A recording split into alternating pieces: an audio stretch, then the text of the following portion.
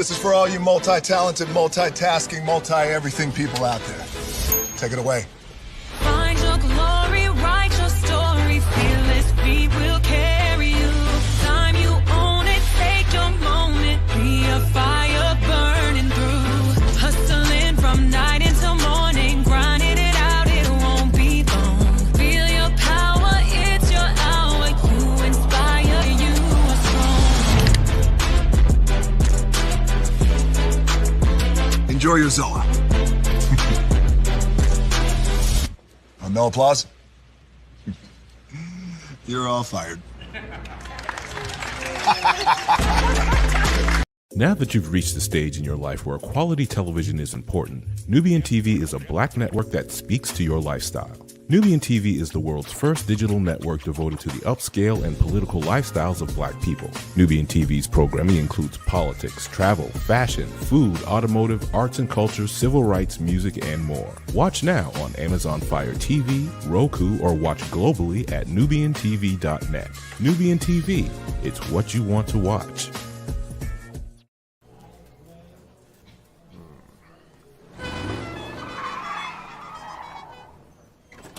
Come with me if you want to live a more delicious life. Well, maybe we should get in the van. In this world, we don't get to control much.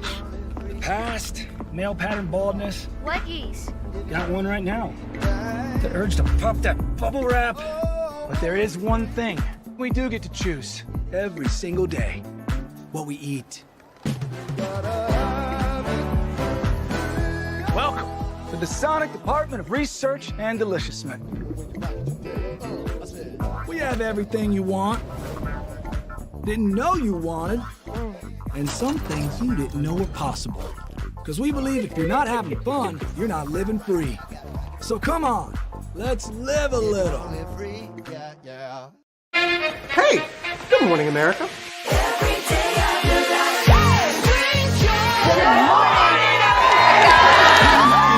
Good morning, America. Good morning, America. Good morning, America. Money! Are you ready? They are ready. Covering the biggest events in the country right now. There's a lot going on here this morning. It's always a good time. That's what the show's about. That's good. Really good. Very good. Coming in hot, Jimmy, coming in hot. It's far from elementary. Oh. Good morning, America. I'm not going to try to strut like Michael or anything. I have known George a long, long time. Have you ever gotten him to dance? Sure. Look at that face. You don't just see it, you feel it. I'm in. I'm in. I'm in too. I'll be there. I am here and so happy. I'm in. I'm in too. I'm in. That tells you something when Snoop Dogg's in. Michael, George, Lara, Ginger. Caesar. Just look at him. Politician. General. Author. Ruler. Man.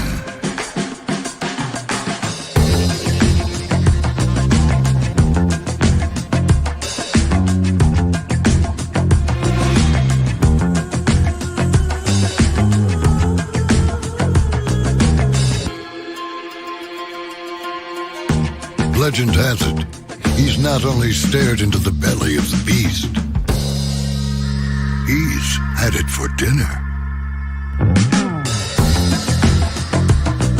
Here he's free to relax, or party, or relax, or party, or relax, and party.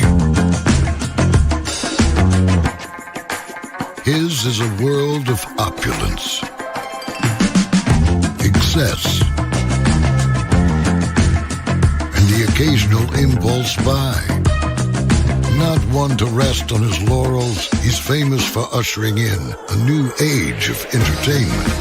So, for anyone seeking a place where the sun never sets on a good time, all this awaits.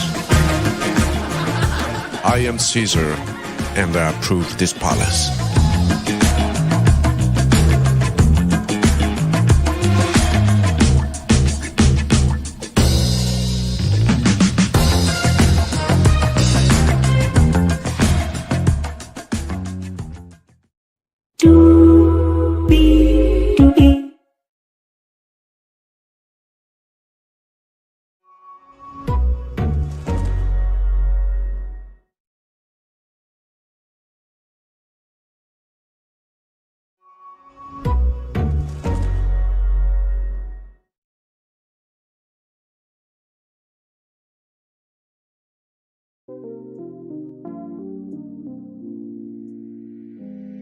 Well, hello to you,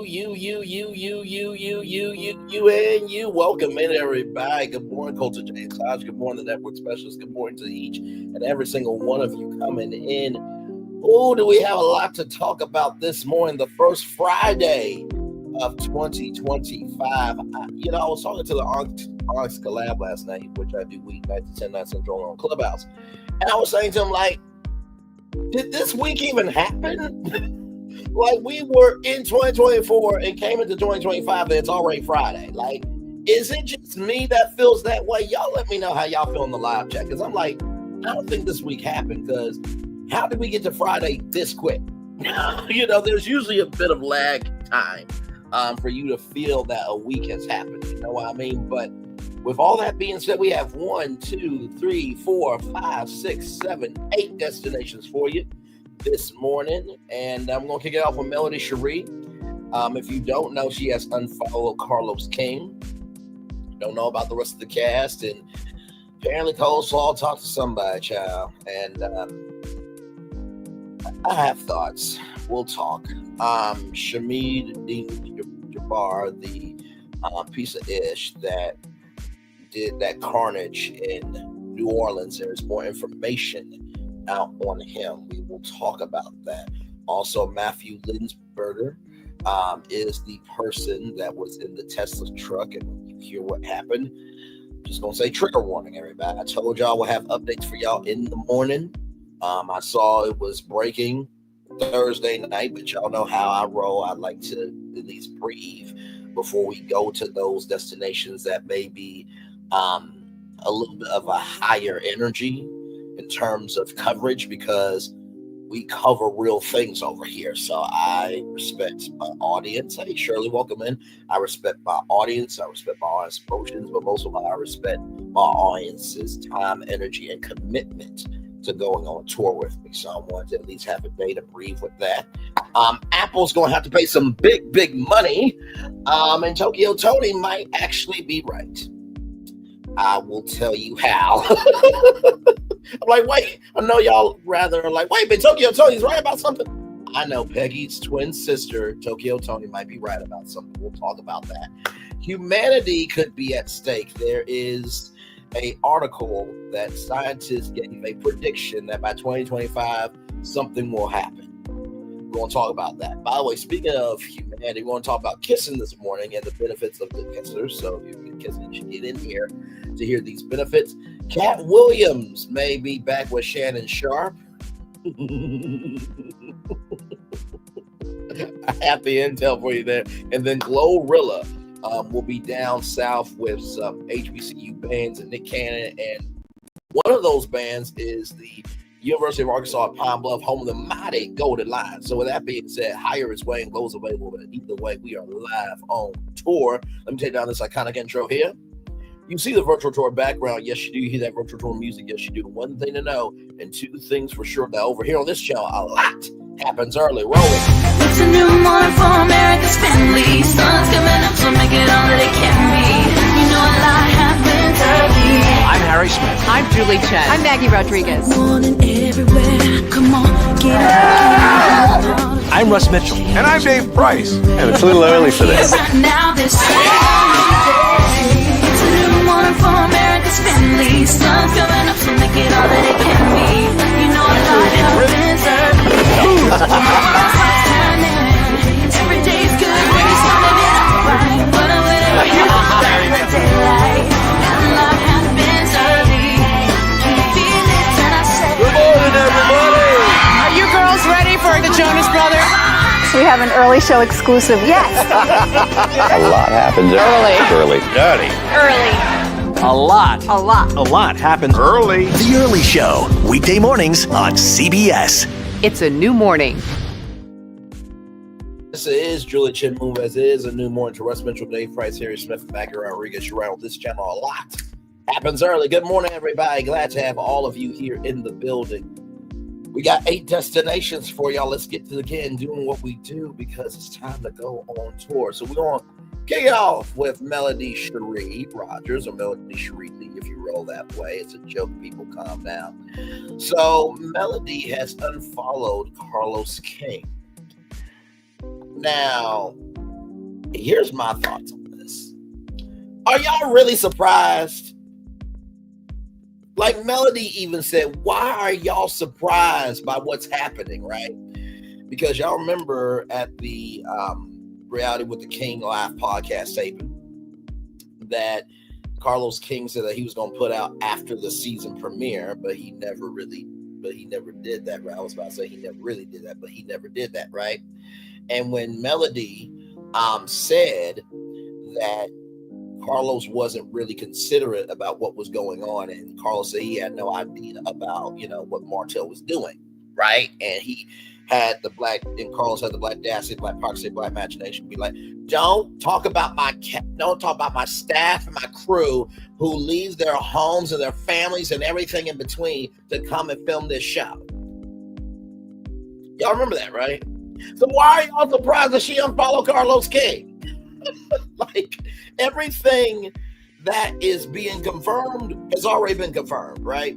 So I'm not surprised by that. I do think that Melody is on her way out. And, let me see if I can bring up something here, because I believe somebody asked Melody a question. I believe somebody asked Melody a question. Let me see here. Not like we carry receipts on this channel all the time or anything, but let me see.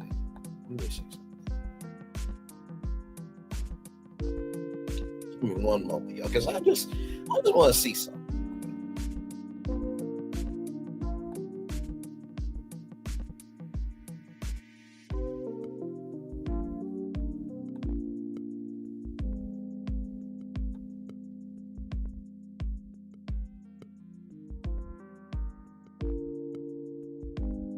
I do believe somebody that's a very important question to Melody.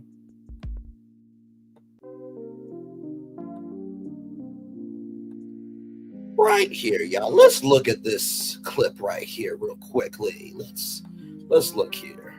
Whenever she was ready to come, I made that call. I like it. Whenever she was ready to, when she was ready. And now y'all see her. Good. Yeah. Okay. Good. So that's all I had. I wish everybody success with your master class. I know they're going to be some good students and pass that class with flying colors. And because I get them tasks every week, and every week when we do that one-on-one call, I'm asking them, okay, what did you get done this week? So they ain't got. Okay. Sound like Don. Yep.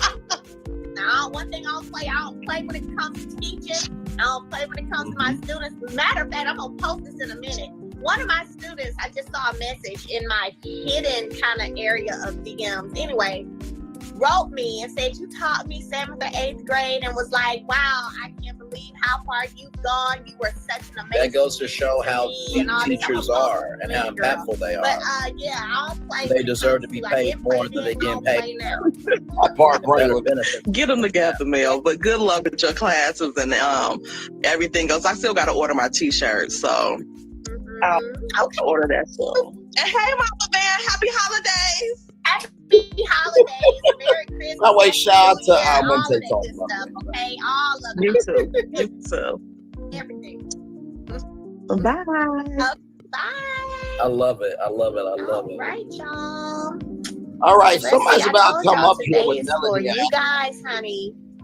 I still can't believe that this actually happened. Okay. Let me see. There it is. Oh, Lord. We need a Roger that tea. Let me tell you. Oh, my God. Here's my behind. Oh, my God. I didn't think I was going to be chosen. Hey, everybody. Wow. First of all, I just want to say thank you for being amazing. I really mean that. Also, I'm from Arkansas, Woo Pig Suey Razorbacks.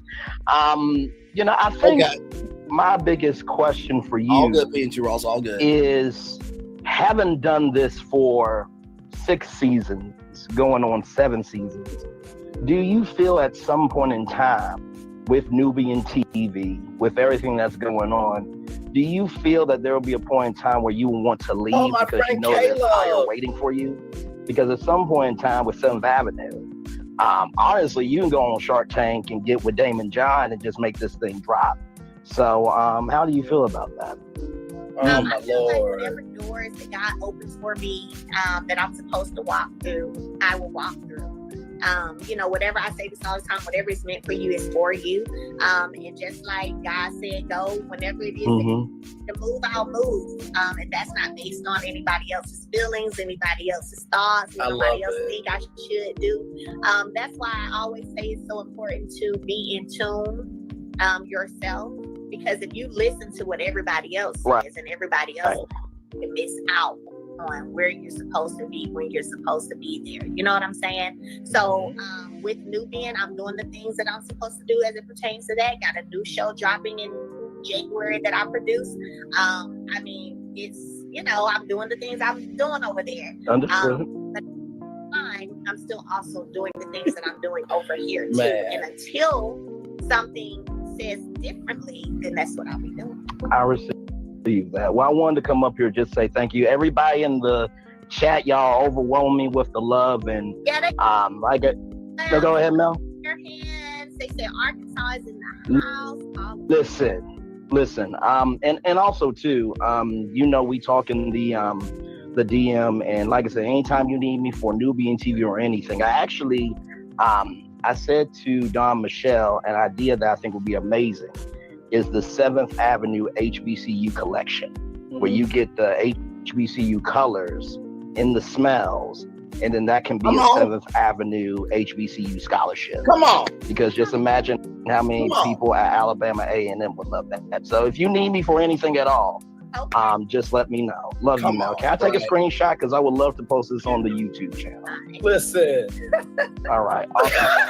Not Miss Love with the self-promotion. Listen, it was good. Love you all. See you soon. Love you, Mel. Bye. All right. Thank you so much. Thank you. Listen. You guys are so amazing. So amazing. So amazing. I love y'all so much. So, let me see who else is trying to come up in here.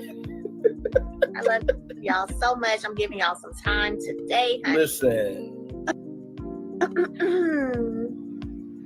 Let's see. I still can't believe that happened.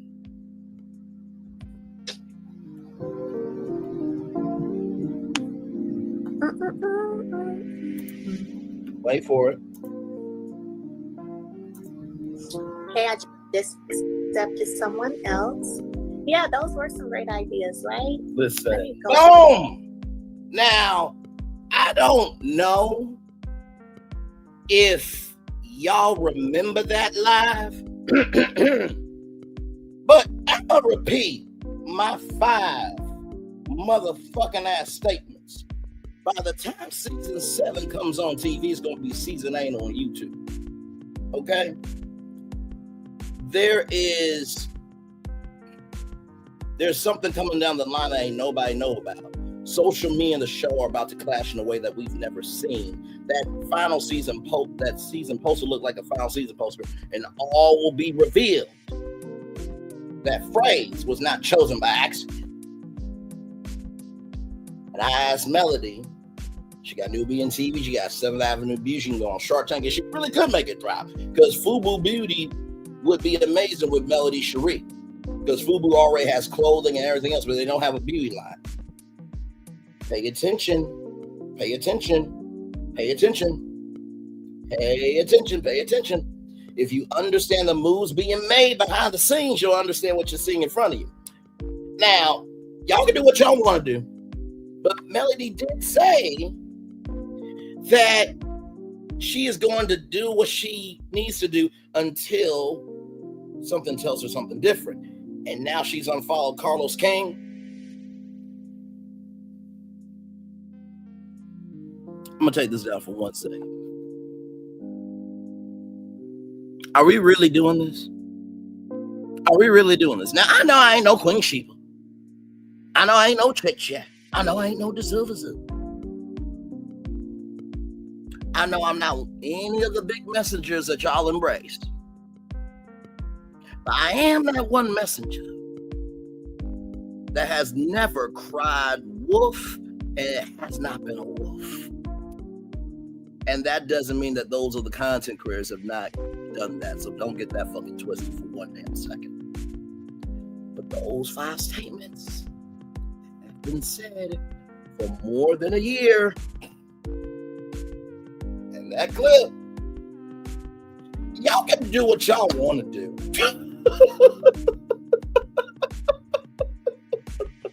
Yes, new show is coming from PN2 Ross. PN2 Ross also said, "You're so respectful, Brandon. That's what I love about you. Thank you so much for seeing the work, for getting to know me for yourself, and also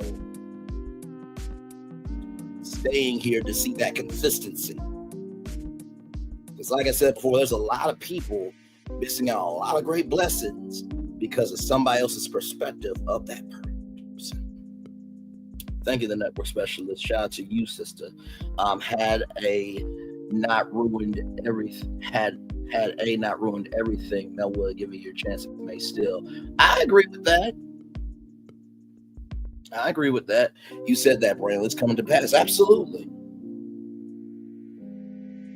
I did say something was coming down the line that ain't nobody knows about, right? I did say that, right? Okay. That season 8's on YouTube. I did say that too. By the time season 7 comes on TV, it's going to be season 8 on YouTube. I did say that. Social media, the show about Clash in a way that we never seen. I did say that too. That poster looked like a final season poster because it looked like it was frozen in time.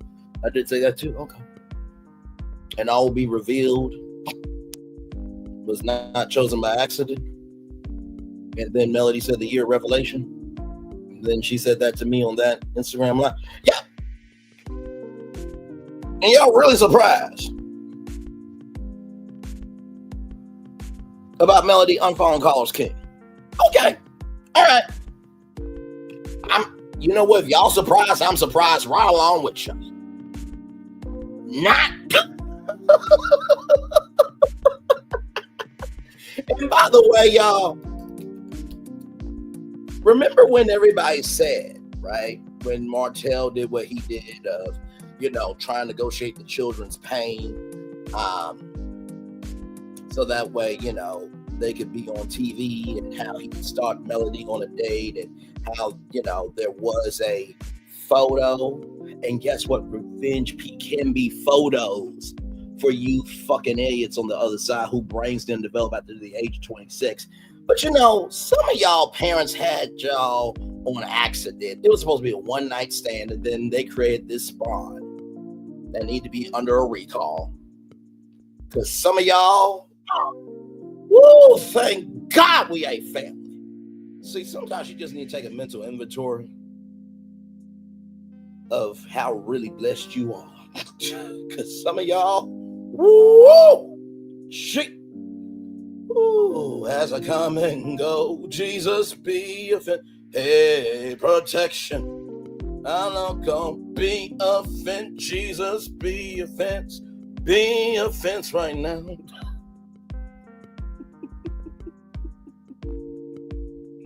Do y'all remember when original Straight No Chaser and Coleslaw had their calls? And how Coleslaw said that I'm so getting tired of being around Martell and this, that, and the third, and all that stuff. She said that to a piece of sperm that grew up into a person. Said the same thing to that spawn, to that sperm that grew up into a person. So if Coleslaw already said to original Straight No Chaser and said to that piece of sperm that grew up into a person, what does that tell you? Oh my God! Oh my God! Oh my God! It's already been confirmed! Wow! Wow! Wow! Y'all do know Revenge P can also be a photo, not just video, right? I'm gonna ask the other side of the question. If y'all had somebody do Revenge Pete on you, right? It was a photo. Would you keep the same energy? You're like, no, it's gotta be a video. Would you keep the same energy? I'll wait for a motherfucking answer. I'll wait for it.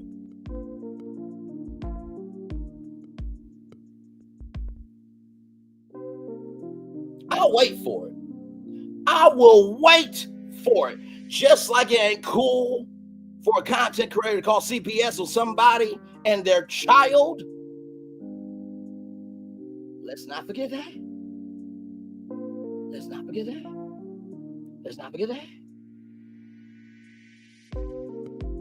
Just like it ain't cool for a stranger to call somebody's grandchild. That ain't cool either. That ain't cool either. That's not cool either.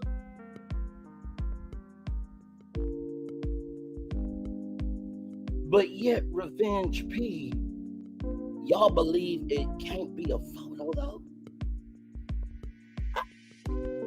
Really? Really? This is what we're doing. This is what we're doing. Is this really what we're really doing? Okay. I guess. Y'all like, comment, share, and subscribe. I'm just trying to figure out the idiotic logic, right? I'm just guessing. I'm just guessing. Right? You do know that there have been kids who have committed suicide over predators trying to do Revenge P on kids too, right? Other side, would y'all be here for that? If one of y'all kids got into some shit because a predator wanted to just mentally mollywop your kid about Revenge P, would y'all be cool with that? Answer me, you dumb fucks. And you won't answer me because you damn well motherfucking ass know you itches and mitches. You mention my name, I got Calvary here that will mentally, emotionally, and every other lead whoop your ass. It is fucking sad that at 30 years old, with no children, no wife, I have more of a soul for right is right and wrong is wrong than y'all being the fucking elders. Okay?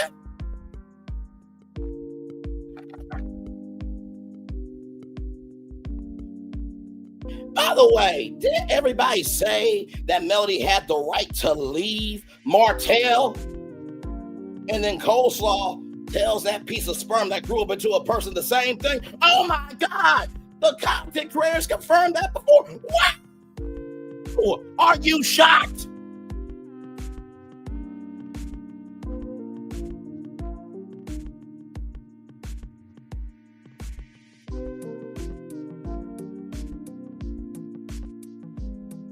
Original Straight No Chaser has not been on the platform because she know the bullshit that she created got her ass caught up.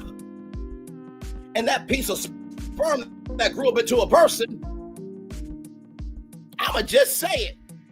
All that minutia Kiki talking to that sperm that grew up into a person is really a huge part why Kiki isn't here.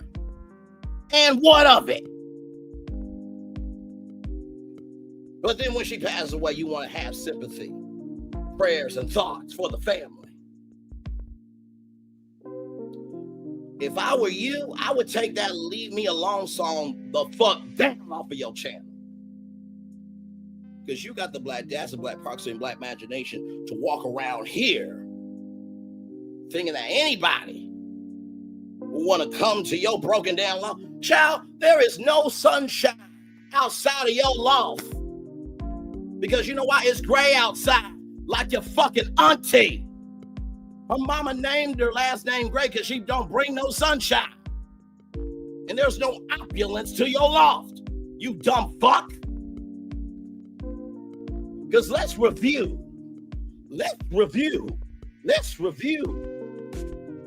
Katt Williams, part 1. Jumping over the bench. Kurt Franklin? 1,000-pound compared to, wait a minute. Let's get into it. Because we're not doing this. Oh no. And then you say you were going to do a rebrand, but you haven't done it? Let me show you what real content is. Do we gotta do this again? Do we have to do this again?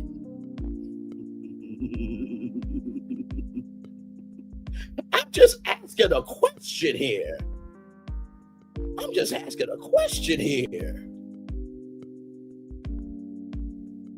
Oh, you talked about Karen Huger too. Okay. So 5 topics compared to how many? Let's keep scrolling.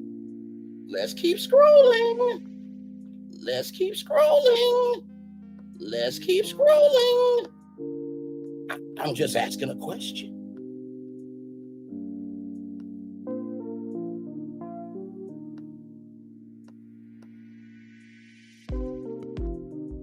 Still scrolling. Still scrolling. Yep. Still scrolling. Y'all really are surprised by the bullshit that's happening right now? I'm just asking a question. Now I'm going to scroll all the way back.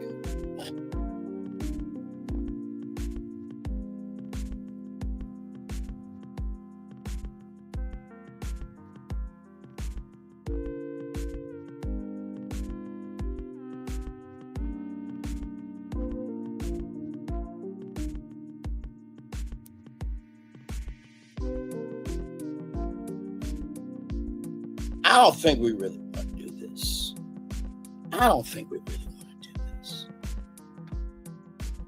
I really don't think we want to do this. But y'all go ahead and be surprised at everything that's happening. Child, miss me with your shit. And Will Rayner Woods, and Will. Brayley, you are a small blogger that stays in your lane. Big things will come to you soon. Thank you, Shari, for that. I appreciate you. P&T Ross says she hasn't really got tired of him yet, but she does stand by because when a woman finally gets tired, makes a move that usually is big. That part, Rayner Woods said, preach. Vanessa, hand claps. Vanessa says, hey, Brandon, Happy New Year. Now we know Mel left because they added AC to the show next season. Well, here's the thing, right? Carlos said, and I quote, that the show's been renewed, right? Right, that's what he said. Let's look at, Oprah Winfrey Network press release, guys, not like I cover media all the time or anything, Yeah, let's do that real quick. Just want to see something, Because I could be wrong. It's a brand new year. I'm sure that, first week. Let's see. Oh, my Lord Jesus. There's no press release of Love, Marriage, Huntsville being renewed. Oh, my Lord Jesus. This is the last press release right here. Owns hit dating series Ready to Love sets his sights on the singles in Philadelphia for his milestone 10th season. That came out December 18, 2024. My Lord. Okay. And then here is OWN announces early renewal for hit unscripted series Bell Collective, December 13, 2024. But oh my Lord, wait a minute. Okay, you got this person that quit, that person that quit. So but you know what? Let's be fair. Let's go to OWN's Instagram. I'm fair. That's the one thing about me. I am fair. Let's go here and see what we got. Because Brantley could be absolutely wrong. He really could. Okay, so this post right here, posted 33 minutes ago, part 2 of the reunion. Is that Love and Marriage Huntsville renewal post? I don't think it is. No, I don't. Last Love and Marriage Huntsville post was right here about a day ago. Saturday, 8/7 Central, only here, hashtag on Keeping It Real. Now let's go to On Keeping It Real YouTube channel. YouTube page, right? Not YouTube, but Instagram page. All right, let's see here. Oh, same post 34 minutes ago on Keep It Real Instagram. Oh my God, and same thing here. Wow, shocking. All right, Carlos, let's go to your page, bro. I listen, he said the show was renewed.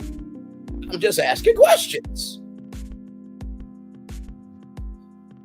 Carlos, that's an interview with Cheryl Rosado. That's not a renewed Love and Marriage Huntsville post. But he said the show was renewed, y'all, right? He did say that, right? Can I get somebody in the chat to confirm with me that he did say that the show was renewed, but yet there's no posting on any of those Instagram pages that we just looked at, and there's no press release? Can somebody let me know? In the words of Nene Leakes, where's your scooter? Where is it?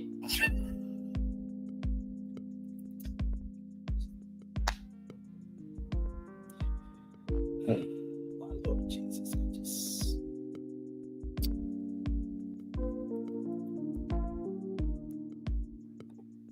I want to show y'all this. Okay. I want to show y'all this. Okay. This came from The Wrap. I love real people. I'm a journalist. I went to college for journalism. I interned at 2020. I was the editor-in-chief of my high school newspaper. I was a reporter for local newspapers in Detroit, Michigan. So I love real people. I love real stories. And that's my attraction to this genre. They want the quick thing, the quick money. There's nothing wrong with that. But before that, he says the state of reality is really interesting because you have some people who are joining for the wrong reasons. But it's their inability to give their real stories. When you hide something from the audience, that's a no-no. I have no interest in working with anybody who's hiding their real lives. Carlos, you said this, bro. You said this. This is all public information. Anybody can look it up. I'm just bringing it to you. You say you have no interest in working with anybody who's hiding their real lives, right? But you said Love and Marriage Huntsville was renewed, but there's no official press release or posting of a renewal. So, are you lying? Because you say you have no interest in working with anybody who's hiding their real life. So maybe you're talking about yourself too, because you're hiding the real of the reality that's happening on your shows. I mean, honestly, when Akeisha quitted on your show, that was the realest thing that ever happened on your show. Well, let me take, not just that, but also Tisha confirming what all the content creators have been saying for a long time now.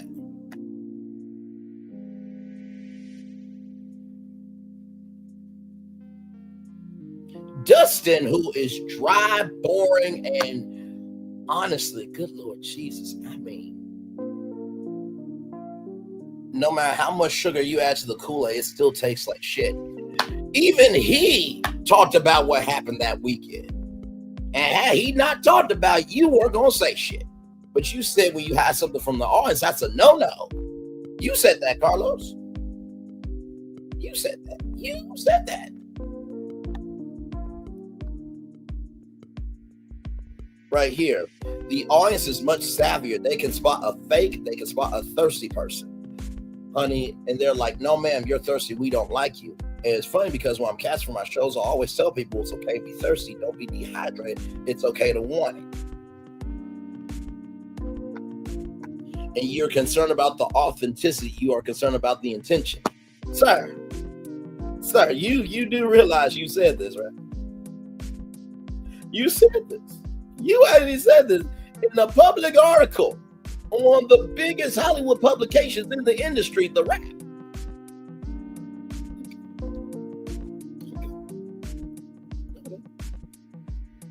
All right.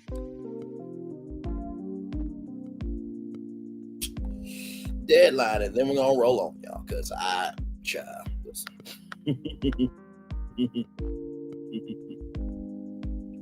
right here. It says, how special would it be for a show to represent the owner of the company so that we're able to really have the ability to not only understand storytelling, but understand the culture in which the storytelling is happening. What culture is allowing any of this in their culture, right? Because you said, but to understand the culture in which the storytelling is happening. How is anybody understanding Black culture in this frame of storytelling?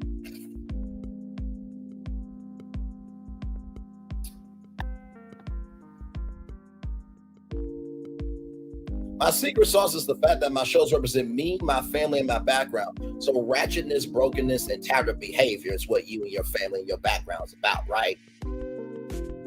That makes my town feel so comfortable with giving their real life to the show because it's difficult to expose your life in front of the world to judge. It can be uncomfortable at times. So your town feels comfortable enough with you, bro? That's what you said in a Deadline article. That's what your ass said right there. That's what you said. There he is, y'all. He did this interview with Deadline. He said that. He said that. Y'all keep being surprised. I'll just be here after it's all said and done for y'all want to have a place to fall. Moving on. Because there's other things that are happening in the world, and we got to get to it. So our second destination, everybody, the driver in the New Orleans attack was an Army veteran from Texas, right? So right here, Shamsud Din Jabbar, 42, served in the Army on active duty from 2006 to 2015. And was deployed to Afghanistan in 2009, 3 U.S. defense officials said. Oh my God, a U.S. Army veteran from Texas who was employed by Detonite is the suspect in a bloody New Year's Day attack in New Orleans that killed at least 15 people and injured 30 more. Federal investigators identified Shamsud Din Jabbar, 42, as the man who intentionally ran a rented pickup truck into revelers around 3:15 a.m. On Bourbon Street as people were ringing in the new year. He died in a pow out with police. 2 officers were powed and were stable, officials said. Federal and local officials are working to uncover a motive behind the attack and determine whether Jabbar acted alone or had help. This is not just an act of terrorism. This is evil. Police Superintendent Ann Kirkpatrick said the carnage unfolded when Jabbar drove onto a sidewalk, bypassed a police vehicle that had been parked to block cars from pedestrians celebrating on a crowded Bourbon Street. Officials told reporters Wednesday afternoon. According to the preliminary information, Jabbar had a black is flag affixed to the hitch of his Ford F-150 Lightning truck. The car sharing marketplace Turo said the vehicle was rented from its company. In an email statement, a spokesperson said the company is heartbroken over the attack and is actively working with law enforcement. Turo does not believe the car renter had a criminal background that would have identified him as a security threat, according to the statement. In an address to the nation, President Joe Biden said Jabbar posted videos to social media indicating that he was inspired by is, expressing a desire to ill. The is flag was found in his vehicle. Biden said, citing information from the FBI, he added, no one should jump to conclusions about the investigation. CNN saying 2 officials briefed on the investigation report that law enforcement is reviewing videos made by Jabbar while he drove to Louisiana, in which he discussed his allegiance to is. NBC News has independently verified that reporting. Federal officials and local law enforcement agencies in New Orleans are investigating whether Jabbar used a long POW rifle and fired it into the crowd as he ran people over. 3 senior law enforcement officials briefed on the investigation told NBC News. Now, yesterday, right, we were live on tour, talked about, the New Orleans attack, the first day of the year. And then later on, like literally not even later on, but like a couple of seconds later, I saw Lovely TTV, shouts to Lovely TTV, great content creator, like, comment, share, subscribe to her. She brings up, the suspect, Shamsud Din Jabbar. And so I'm like, okay, we're going live talking about And it was confirmed by CBS News that there was a long POW rifle, right?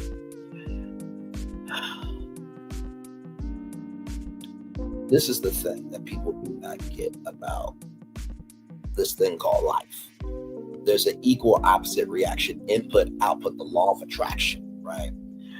And what happened in New Orleans should not have happened. It should have happened anywhere in the world, okay? And the fact that this happened should really go to show you that we really have to find our center, right? Because here's the thing. Nobody is happy about this at all, right? And it boggles my mind how we allow ourselves to be in such trivial issues, right? And I'm not saying that reality TV is not important, but imagine, right, if this was you in New Orleans. Imagine if it was a family member or a friend or a significant other, or one of your kids from college, or somebody that you give a fuck about, right? I think sometimes the reasons why some people hate content creators, especially when they make it big, right? Or even just content creators in general, is, can you feel a pulse of what's going on in the world? And I feel like the world has really gotten into this space of, if it's not on my feed, it doesn't matter. And that's fucking sad. We will play this video here in just a little bit. But that's where I'm at with this. This should be on everybody's YouTube channel. But hey, it's easier to escape into some bullshit than into some real shit. Let's roll on. The incident is being investigated as both a terrorist attack and a crime scene. Federal and local officials said, we will be relentless. We will do everything that it takes to render real justice. Mayor LaToya Cantrell said at a news conference the FBI, which is leading the investigation, said weapons and potential improvised explosive devices, or IEDs, were in Jabbar's car and the French Corps. Officials are looking into at least 2 IEDs that may have been planted near the attack area to determine whether those were actual explosive devices and whether they were operable. We are aggressively running down all leads to identify the possible subjects, associates. We are working to ensure that there's no further threat. Alicia Duncan, an assistant special agent in charge of the FBI New Orleans field office, told reporters. Jabbar had been working for professional service giant Deloitte in a staff level role since 2021, the company confirmed to NBC News. We were shocked to learn of reports that the individual identified as the suspect had any association with our firm, Deloitte. Managing Director Jonathan Gondo said in a statement, like everyone, we are outraged by the shameful, senseless act of violence, and we are doing all we can to assist authorities in their investigation. He said he did not expand on the nature of Jabbar's work for the company. Jabbar served in the Army active duty from 2006 to 2015. Then in the Army Reserve from 2015 to 2020, according to 3 U.S. defense officials. He was deployed to Afghanistan in 2009 and was an administrative clerk. He was a staff sergeant in 2020 when he was armed and discharged. Separately, he tried to enlist in the Navy in 2004, but never shipped out or began training. A spokesperson said Texas criminal records show that Jabbar was charged in 2002 with a misdemeanor theft, and 2005 with driving with an invalid license. He attended Georgia State University from 2015 to 2017 and graduated with a Bachelor of Arts in Computer Information Systems, the university spokesperson said. A childhood friend said Jabbar's alleged actions on Wednesday don't at all align with the person he knew growing up in Beaumont, Texas. What happened today was a complete 180 of anything I ever knew about him. Chris Punson, who last spoke with Jabbar, who he called Sham sometime in 2017 and 2018. He was very quiet, very reserved, smart, and articulate. Punson said he first met Jabbar in 1996 at Beaumont Middle School. They became instant best friends. Later attended the same high school after graduating. The two lost touch when Jabbar joined the Army, and Punson joined the Air Force. when they connected on Facebook several years later, Poulsen noticed Jabbar's post focused on his Muslim faith. It was always positive, peace be with you, uplifting type of stuff. Poulsen said nothing that he posted online that also was negative. I didn't see this coming from a mile away. So, more details here. Civil records show Jabbar was married twice, with his first marriage ending in 2012 and his second ending in 2022. In 2020, Jabbar's second wife filed a motion for a temporary restraining order. According to public records, the order barred both parties from intentionally, knowingly, or recklessly causing bodily injury to the other party or to a child of either party, or threatening the other party or a child of either party with imminent bodily injury. A month later, the divorce case was dismissed and a new divorce petition was filed in 2021. Jabbar and his ex-wife was granted joint custody of their child in 2022, but in a video posted to YouTube in 2020, Jabbar said that he was born in Beaumont, Texas, and has worked in real estate after serving a decade in the military. His real estate license expired in 2023, according to Texas Real Estate Commission records.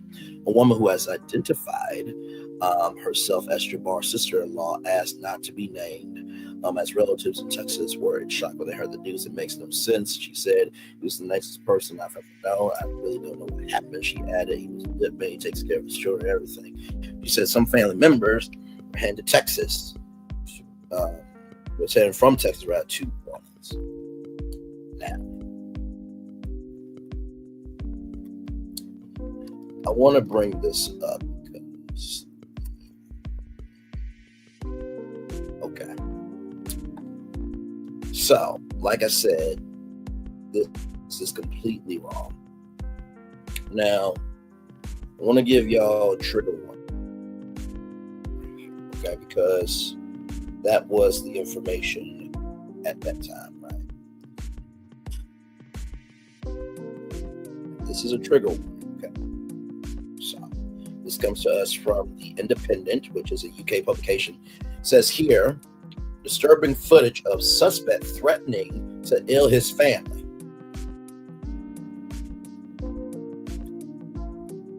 Like I said, trigger warning, everybody.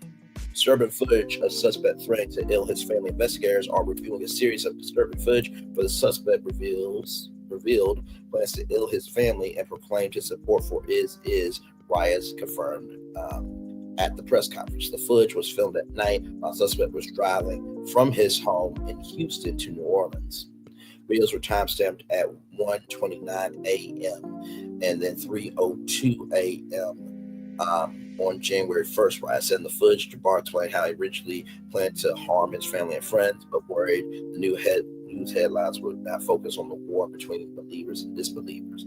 Right at the end of the video, Jabbar referenced to dreams that he had about becoming inspired to join the terror group, officials told CNN. Y'all.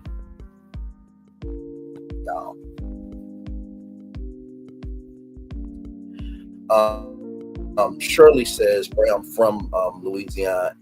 I've been to NOLA or New Orleans over 1,000 times. I've never seen those barriers now. This is weird. They did say that, Shirley, that the barriers that were there, they were working on them. I think that was from NBC News, if I'm not mistaken, because we played some live. No, it wasn't live, but we played a news piece yesterday from NBC News, and they said that apparently New Orleans was working on those barriers, and those barriers should have been up. Those barriers should have been up all night, actually. So yes, indeed. So let me play this video here for y'all from NBC News. Now, this is Tom Yamas. Now, for those of you who don't know who Tom Yamas is, he was at ABC News, and he was working on ABC News Live with Lindsay Davis, and was a very heavily featured correspondent. But then he went over to NBC News. He is the anchor of Top Story with Tom Yamas on NBC News. news now. So here we go. Good evening, Lester. Well, the FBI has now given Bourbon Street back to the city of New Orleans, which has reopened, as you mentioned, but it looks much different. They've now added this hydraulic steel ramp, which will prevent vehicles from getting onto Bourbon Street. They've also added these barriers to the sidewalk. Remember, the terrorists jumped the curb and came through the sidewalk onto Bourbon Street. If these precautions were in place on New Year's Eve, that terrorist likely would not have gotten access. All of this as a makeshift memorial is now being put up here on Bourbon Street as the city insists it is safe for residents and for visitors. Tonight, this new video showing the high-speed terror attack in the early hours of New Year's Day. We got a white on. I need EMS at Canal and Bourbon now. People celebrating on Bourbon Street in New Orleans, scrambling to dodge that white pickup truck the FBI says was driven by 42-year-old Texas-born Shamsud Din Jabbar. He died after crashing into a crane and getting into a shootout with police. This photo showing the truck and a black wheelchair belonging to Jeremy Sankey, who was knocked to the ground. Cops were looking at me, and I know at this time that they were looking at me because I was still alive, and they weren't worried. They knew I was still alive, so I'm screaming, and finally somebody came over to me and just looked at me and said, "Listen, we know you're hurt, but you're alive." That's what they said to me, "You're alive." But his legs were broken, and tonight he's still in shock over the killings. I'm not against anybody like that. I love everybody. I love everybody, and I just can't believe that what happened. 14 people killed in the attack, dozens more injured and hospitalized. University Medical. 14 people killed in the attack. So hang on, because I want to. People killed in the attack. So Billy DeMano, Drew Doppin, Kareem Boadi, Tiger Beck, Reggie Hunter, Nakira Shane Dierks, Nicole Perez, Matthew Tenner, and Hubert Refrain. So that's 1, 2, 3, 4, 5, 6, 7, 8, 9 people that are no longer here. I got their information in the ABC News article. We will speak on their lives and honor this because this should not have happened. You know, anytime that we go on tour, which is pretty much every day, it is very difficult to be able to bring you a show that has range, that has perspective, but also that has a soul to each live. And I know for most of you, you're like, wait a minute, how can we go from Melody Shari and you saying what needs to be said to this situation? And I now feel down, right? And if you look at every roadmap that, you know, I've created, I've always tried to make sure that we start with a high point or start with a high point emotionally that everybody would relate to. So that way, when we get to these points, when we get to these destinations of the show, you know that not only has the tone changed, not only has the tenor changed, but also the frequency has changed. So I am going to give this as much time as it deserves, because it deserves that much time. These people mattered. Could have been you, could have been me, could have been any of us. So let's roll on. Dozens more injured and hospitalized. University Medical Center, New Orleans, treating the most critically wounded. We had a mix of both blunt and penetrating trauma. We had patients that were injured from the vehicle going down the street, as well as some with gunshot injuries. Authorities now searching Jabbar's Houston home, as well as a residence where he stayed in New Orleans, locating 3 cell phones and 2 laptops. And tonight, piecing together more information about the man who had an ISIS flag on the truck he used in the attack. We now know he was an Army veteran who at one point deployed to Afghanistan, worked as a realtor, property manager, and beginning in 2021, an employee at financial consulting firm Deloitte. But also, more recently, someone who posted videos expressing his desire to kill and his inspiration from ISIS.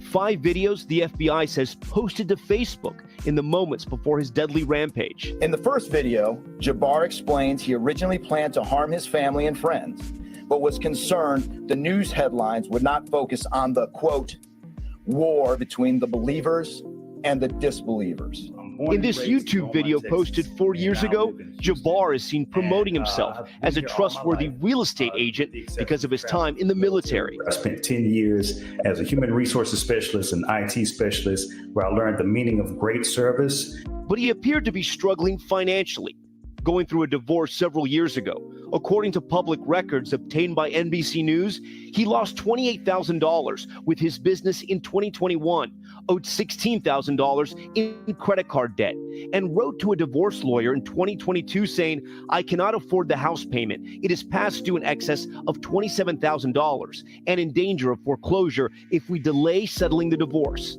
According to family members who spoke to the New York Times, Jabbar was raised Christian but converted to Islam and recently had been barred by his ex-wife from spending time with their 2 daughters after acting erratically. The FBI says Jabbar claimed to have joined ISIS before the summer of 2024. This was an act of terrorism. It was premeditated and an evil act. The FBI, which initially said it did not believe Jabbar was solely responsible for the Bourbon Street attack, now says he appears to have acted alone, renting the pickup truck on December 30th and driving from Texas to New Orleans on the 31st. We do not assess at this point that anyone else involved in this attack except for Shamsud Din Jabbar. According to the FBI, Jabbar also placed 2 explosive devices in coolers near the scene of the attack, one at the cross-section of Bourbon and Orleans Street, the other at an intersection 2 blocks away. 2 senior law enforcement officials say both devices contained nails inside of them and had receivers for remote detonation. We did obtain surveillance footage showing Jabbar placing the devices where they were found. And authorities are investigating a fire at the New Orleans house where Jabbar is believed to have stayed, saying it started after Jabbar was killed. Its cause unclear. She was a loving, caring person. She loved her son. Jessica Carvajal now among those in mourning. Her sister, Nicole Perez, killed in the attack. She leaves behind a 5-year-old boy named Melvin. Do you remember the last thing you guys said to each other by any chance? She texted me at 12 o'clock at night telling me, "Happy New Year, sis. I love you so much." And I told her I love you too. And I didn't know that was going to be her last text message. In New Orleans today, Bourbon Street reopened ahead of the Sugar Bowl. The college football game delayed a day because of the attack. We have brought in heavy trucks. The police superintendent assuring people her city and their iconic street are safe. And Tom, there's some new images tonight related to the attack there on Bourbon Street. What can you tell us? That's right, Lester. The FBI releasing tonight some chilling new images. They showed the terrorist walking through Bourbon Street as he was planting those explosive devices. And we're also seeing for the first time the coolers that the terrorist was hiding those pipe bombs in. The FBI says they were filled with nails. If they would have exploded, likely several more people would have died. Lester? Thank you and Tom Yanis for what y'all do. And this is why journalism does matter, everybody. Let's get to the lives, everybody, of these people. Kareem Bawadi, in his final text message exchange with his son, Belal Bawadi, wished his son a happy new year. Kareem Bawadi responded, "Happy New Year, Baba," which is Arabic for daddy. The text message was the last communication between Belal Bawadi had with his son. The family traveled from Baton Rouge to New Orleans, Louisiana, led by Tom Relay that the good times were oh baby. On New Year's Day, to track down Kareem Bawadi, eventually learning that he was ill in the attack. Kareem Bawadi was a freshman at the University of Alabama, majoring in mechanical engineering. He was incredibly smart and dedicated to his studies, always pushing himself to be the best. His family said in a statement. On top of that, he was a talented athlete, known for his hard work and team spirit. But what truly set Kareem apart was his kindness. He was sweet, loving, and caring, and always there for his family and friends. The statement went on to say Kareem's smile and humor truly lit up every room As a son, brother, cousin, and friend, he was someone everyone could count on. With his bright future ahead of him, Kareem was destined for great things. He will deeply be missed by all by the privilege of knowing him. Kareem Barati was a member of Sigma Chi international fraternity, and the Iota chapter at the University of Alabama. He graduated from the Episcopal School of Baton Rouge last year. Fellow alumnus was also critically injured and is hospitalized. This is Kareem Barati. Rest in peace to you, good sir. Barati was attending the University of Alabama, according to a statement from the university president. I learned that today Kareem Barati, one of our students at the University of Alabama, was ill in the terrorist attack in New Orleans. I grieve alongside family and friends of Kareem and the heartbreaking loss. President Stuart Bell said, "State, rest in peace to you, good sir." Tyson Beck, 27. Tyson Beck's death was confirmed to ABC News by his mother, Michelle Beck. Michelle Beck said her son, 27, played football at Princeton University and moved to New York City after graduating in 2021 to work for Seaport Global, a capital markets firm. There is Zach Beck there. She told ABC News that her son lived life to the fullest and was on top of the world.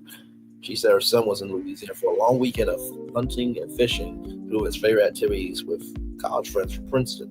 He's scheduled to fly back to New York Wednesday afternoon. His younger brother, Jack Beck, is a wide receiver for Texas Christian University football. Michelle Beck, so Tiger Beck frequently flew down from New York City over the past 2 years to attend his brother's games.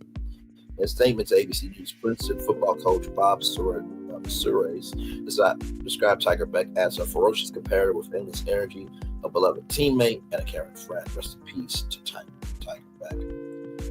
Drew Doplin's death was confirmed in a statement issued by Auburn University President Christopher B. Roberts. Doplin was a 2023 graduate of the University of California. Roberts, on behalf of Auburn University, I send my sincerest condolences to the family and loved ones of 2023 graduate Drew Doplin, who was taken from us in the New Orleans terror attack. Roberts statement read, "Words cannot convey the sorrow that the Auburn family feels for Drew's family and friends during this unimaginably difficult time. Our thoughts are with the Doplin family and the families of all the victims of the senseless tragedy." The statement continued. Make sure. In an interview with ABC News, Doplin's family friends Becky DeRoche and Karen Green said Drew and his little brother Matthew were on Matthew 24 were on Bourbon Street together during the attack. They had been out and they went to get some pizza. Drew stepped out with his pizza. Said the Matthew Doplin survived the attack but left Bourbon Street without a brother. "We didn't get to spend enough time with him. We can't believe we will never see him again this side of heaven," the Doplin family sad statement. So rest in peace to Drew Doplin there. Nakia Shane DeGrow. Death was confirmed to ABC News by her mother, Melissa DeGrow. Melissa DeGrow, remember her 18-year-old daughter, just got to adulthood. As a kind and outgoing young woman who was excited to attend nursing school this year, she was a sweet person. She was outgoing. She was very loved, said Melissa DeGrow, who said goodbye to her daughter for the final time Tuesday night. Melissa DeGrow says she begged her daughter not to go to Bourbon Street for New Year's Eve like she had done the year prior. There she is there with that graduation money. I ain't mad at it. Melissa DeRose said that she was worried about the danger of the area and she needed her daughter to pick her up from her overnight shift at work at 7:30 a.m. When another family member picked her up from work, she said she sensed something was wrong. She said her brother-in-law broke the news to her when she got home. Melissa DeRose said she hopes others remember her daughter as a kind person. She was a good person, and even though she was loved by many, it can happen to anybody, she said. So rest in peace to this beautiful sister right here, Nakia Shane DeRoe, right here, 18 years old, everybody.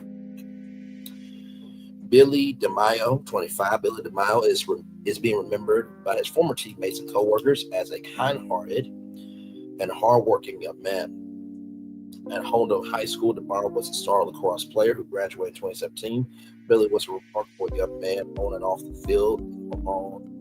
High school boys lacrosse team said a statement at Chestnut Hill College. Jabbar was a star student who captained the school's lacrosse team in 2022, leading his teammates to a championship title. According to the school, he studied business administration as an undergraduate before attaining his master's in organizational leadership in 2022. Our prayers are with the entire DiMaggio family at this tragic hour, as our entire college reflects upon the positive impact that he had. Upon so many in our close community, Chestnut Hill College said in a statement. He worked for Audacy's office. Audacy is a radio company, by the way, everybody. I think that's the Tony said you're talking about here. New York office as an account executive for more than 2 years is remembered by his colleagues for his unwavering work ethic, positive attitude, and kindness, according to the company spokesperson. Hubert Gavral was identified as the victim in Wednesday night's attack. In a statement from the Archbishop Shaw High School in Monroe, Louisiana, from which he graduated in 2021, it is with great sorrow that we share that alumni Hubert Gavral, class of 2021, was tragically ill in the senseless act of violence that occurred early this morning in the French Quarter. A statement from the school said he was 21 years old.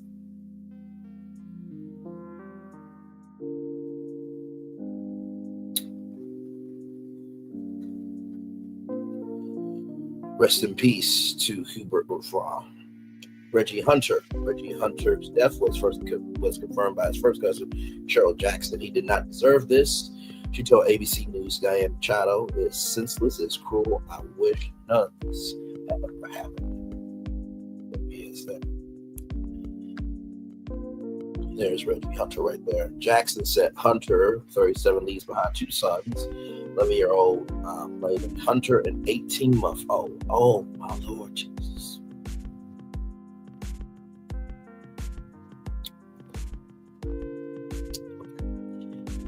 She described her cousin as the life of the party with a big heart, who was funny, loving, and caring.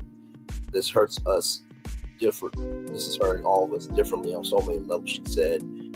We were expecting so much life to live with our cousin, just a beautiful person who did not deserve this and had so much more to live. Rest in peace to Reggie Hunter. Nicole Perez, 27, was confirmed as one of the victims by Kimberly Usher Fall, her employer, a family friend. Usher Fall said Perez had recently been promoted to a manager at one of her stores, and she was really excited about the position. Perez brought her 4-year-old son, Melvin, with her to work, and she was helping him learn how to read. She was an excellent mother, Usher Fall told ABC News' Diane Machado. She was just a really exciting little young lady, and she was getting herself together.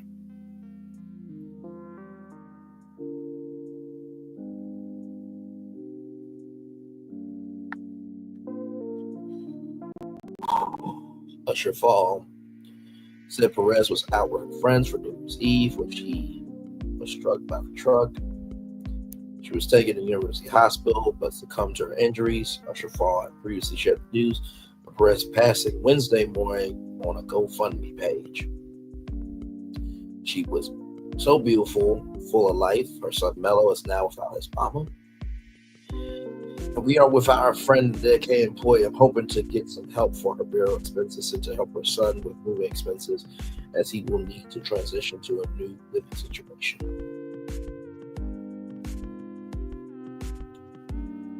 Matthew Turendo, 25. The death of Matthew Turendo, 25, was confirmed to ABC News by his parents, Louis and Kathy Turendo. Turendo worked as a fiber optics and video professional at the Superdome and Smoothie King Center, according to his parents, who said that they felt he had a boundless future. Kathy Turendo described her son as the life of the room. His warmth and humor was treasured by his friends. As what would she miss about her son? She answered everything. His beautiful face, laugh, I love you, Mom. He was just a wonderful son. The Torendos saw their son at dinner on New Year's Eve before he departed for a night with friends on Bourbon Street.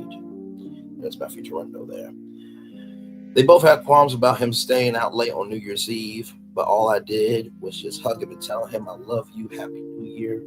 Please text me when you get home. That text never came. Catherine said the Torendos been trying to contact their son Wednesday morning, attempting to piece together his last steps by asking his friends. They described as seeing chaos and carnage that caused the group to split up. By the time the powering stopped, they couldn't find Matthew, his parents said. By noon, I had a good idea that something terrible happened to my son, Louis Torrento said. Louis and Kathy recounted calling hospitals and reporting their son missing, and then eventually going to a family reunification center at the University Medical Center Hospital.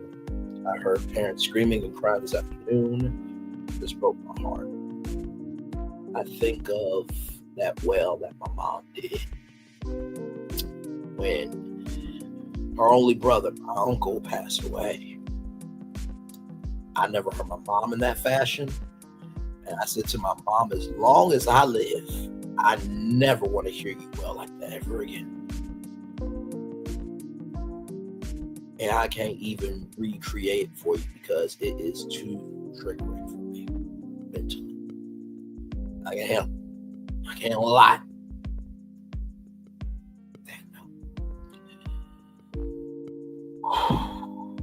Kathy Jordan described the agony of waiting to learn her son's fate. In a statement issued today, the New Orleans Saints and Pelicans remember Matthew Durando as a valued member of their video production team who had a bright future. Matthew was young, talented, and had a bright future, helping deliver quality content for both the New Orleans Saints and the Pelicans. Our thoughts, prayers, and deepest condolences with the Durando family and everyone affected by the senseless act of terrorism, the New Orleans Saints and Pelicans said in a statement.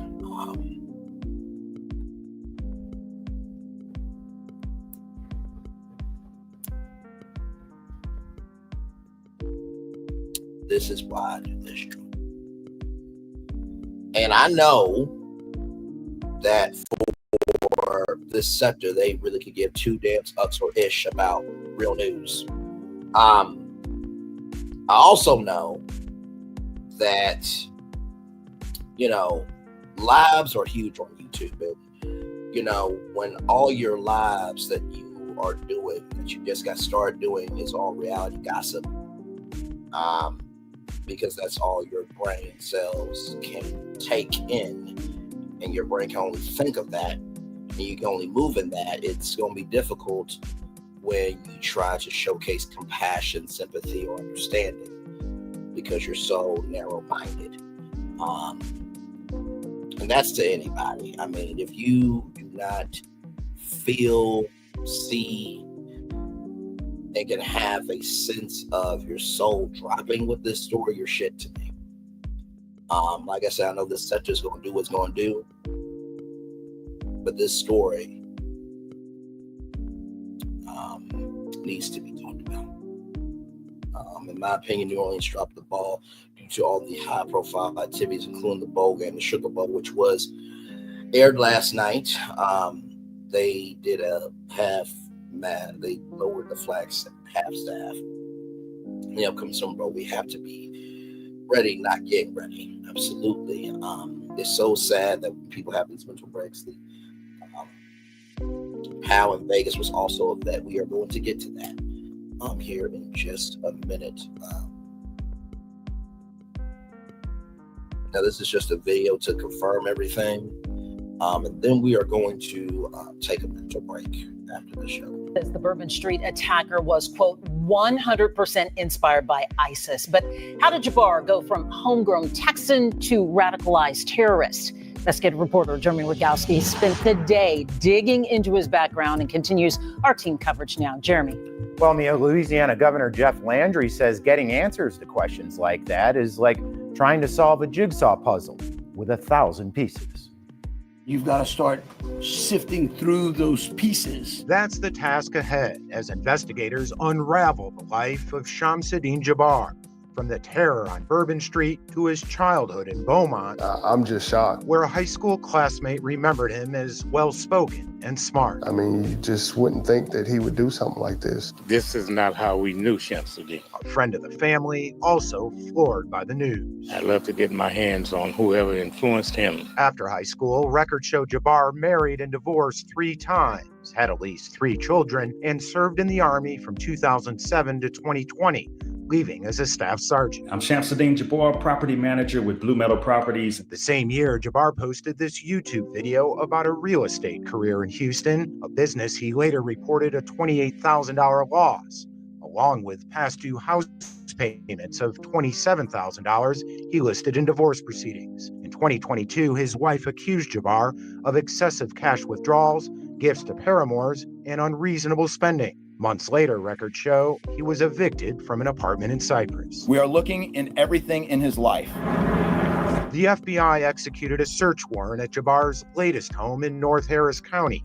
Investigators have not yet reported what they found inside or whether any of those pieces will help solve the puzzle of how this native Texan and Army veteran pledged allegiance to the Islamic State. That's the stuff in the coming days as far as that path to radicalization that we're really going to be digging into and making a priority. Now, the FBI did say that Jabbar claimed he joined ISIS before last summer, saying so in one of 5 Facebook videos investigators say he posted while driving from Texas to New Orleans New Year's Eve night. Mia and Tracy. With the background, Jeremy Rogowski. Thank you. Like I said, I know that this sector is going to do what it's going to do, but sometimes I feel like this sector is too far gone from reality. And while it is difficult, while it is frustrating, while it gets a little long in the tooth, to bring you virtual tour live not from time to time, because we do it every day, but to bring you this type of high energy, high quality, high propensity of culture. If you don't stand up for something, you'll fall for anything. So I hope that everybody else will cover this because it needs to be covered. But everybody's going to do what they want to do, not what needs to be done. So that being said, we're going to take a little mental break. I know we usually play 4 commercials, but we're going to play 5. We'll be back with more right after this. When we come back, we'll be talking about Matthew Liveisberger, because there was also a highway as well, as Tesla Cybertruck that exploded. And that was happening in Las Vegas, as this was happening in New Orleans. Got a lot more Virtual Tour Live coming up right after this. We'll be back.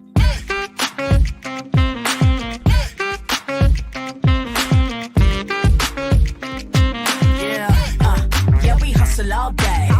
Yeah, we're working, let me play.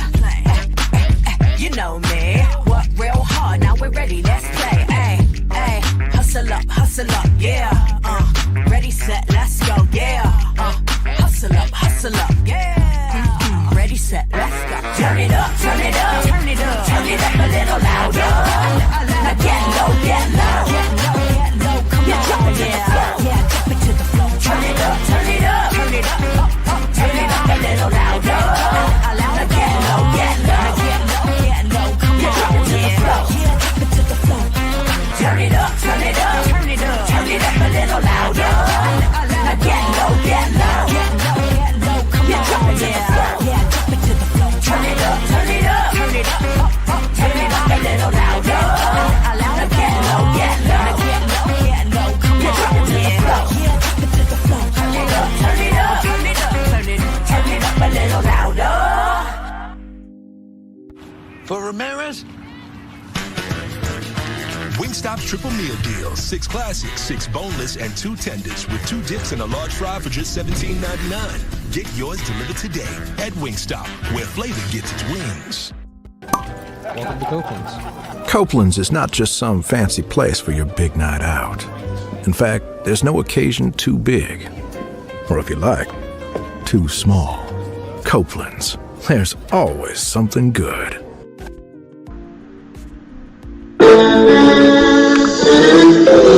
Sweet morning dew, unloading you, and it was plain to see you were my destiny. God, you were found. I come from nothing. Our son is your son. Welcome to the celebration.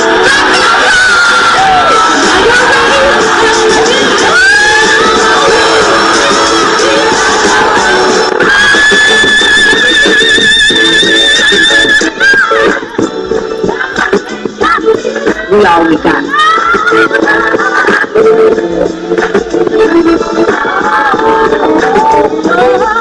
I'll see that. Don't you leave here to go to happiness. I want you to leave here to show that.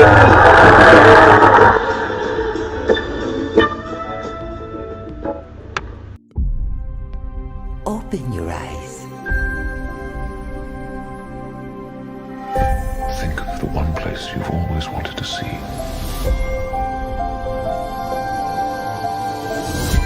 This is where our magic comes from? They say if you dream a thing more than once, Please, please, please. it's sure to come true. Everything you see exists together in the great circle of life.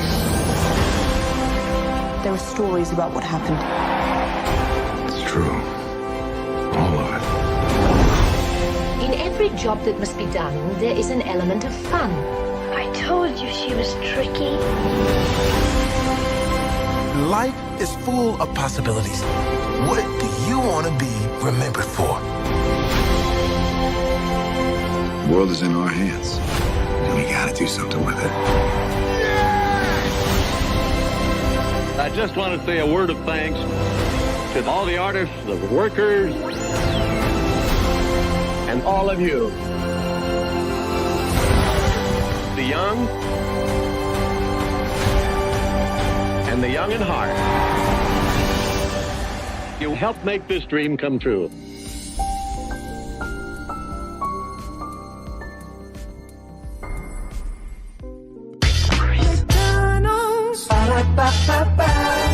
I'm loving it. I'm loving it. I'm loving y'all right back. Welcome back in the Brain Leaf Virtual Tour Live. Glad to have all of you here. We kicked off the show with Melody Shari saying some things that need to be said there. And speaking of saying things that need to be said, let me say a couple more things on that destination about Melody Shari. Broke out the Never Ever Mets on YouTube before anybody else. Interviewed Aaron H., Diamond, Millie, and Josh. Talked to Dr. Shania. Interviewed Sonny.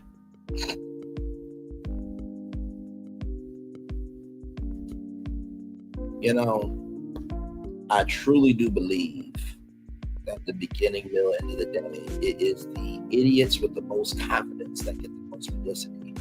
And it's always the hardest working ones that don't get no play. So you can follow a pretender that wants to have a career but doesn't do shit. Or you can follow somebody that may not get a lot of attention, but they're actually about their shit. Then we talked about Shamsud Din Jabbar and the updates from New Orleans, Louisiana. There, I just went to meet a takeout. You know, because at 12 noon, they usually give you updates on different things. And so,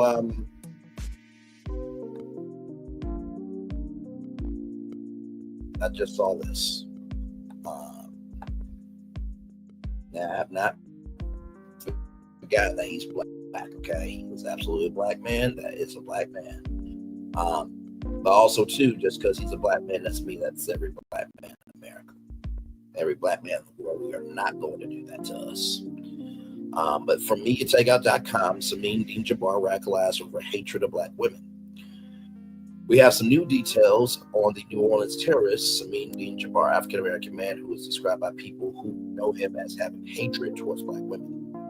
Unfortunately, that hatred, radicalized hatred, rather, led to the death of 15 people on New Year's Day, including at least 4 black women and 2 black men.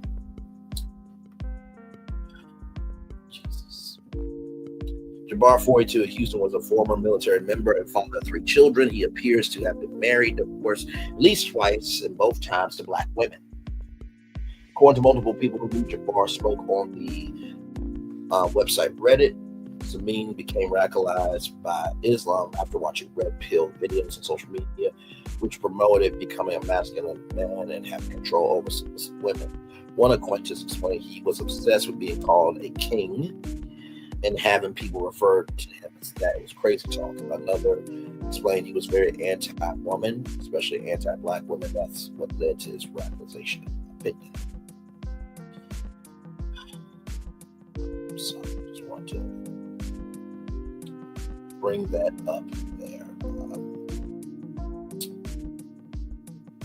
It's also said that he could not make late night prank calls, cancel her credit cards, and a number of other abusive behaviors, and Shamsud was ordered to refrain from doing the same. Nikita Jabbar was granted custody of their 2 children, and Shamsud Jabbar was ordered to pay child support of up to $650 a month and told to provide medical insurance for his children. So I'm just giving context there. So the order forbidden Shamsud Din Jabbar from sending threatening or receiving messages to her causing bodily injury to her child. So the terrorist's second wife, Shamsud Din Jabbar, was granted the temporary restraining order against him in July 2027. With that being said, y'all, trigger warning as we go to our next destination live on tour here on Running Leeds Virtual Tour Live. Soldier powed himself in the head before a Cybertruck exploded outside 47th Hotel. 47th Las Vegas Hotel, officials say.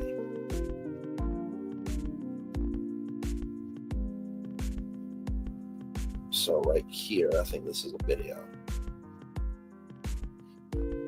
Ooh, For professionals experiencing moderate to severe IT security-induced concern, Dell can...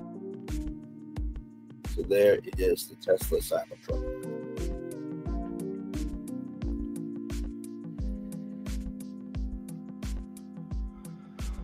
So through extensive surveillance video, we were able to track him leaving there, and we know that he went to several different places along Las Vegas Boulevard, and he spent some time in a parking lot of a business near Flamingo and Las Vegas Boulevard. We then have a video of the truck pulling back onto Las Vegas Boulevard from the sands.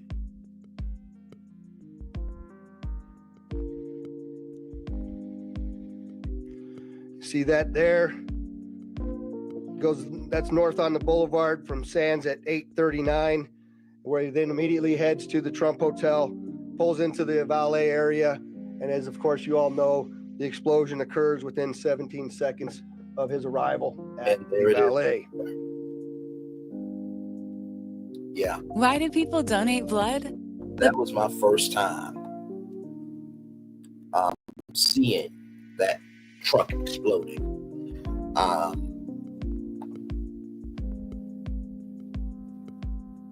That was legitimately crazy.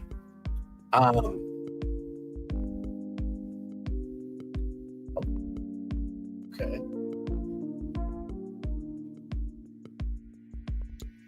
And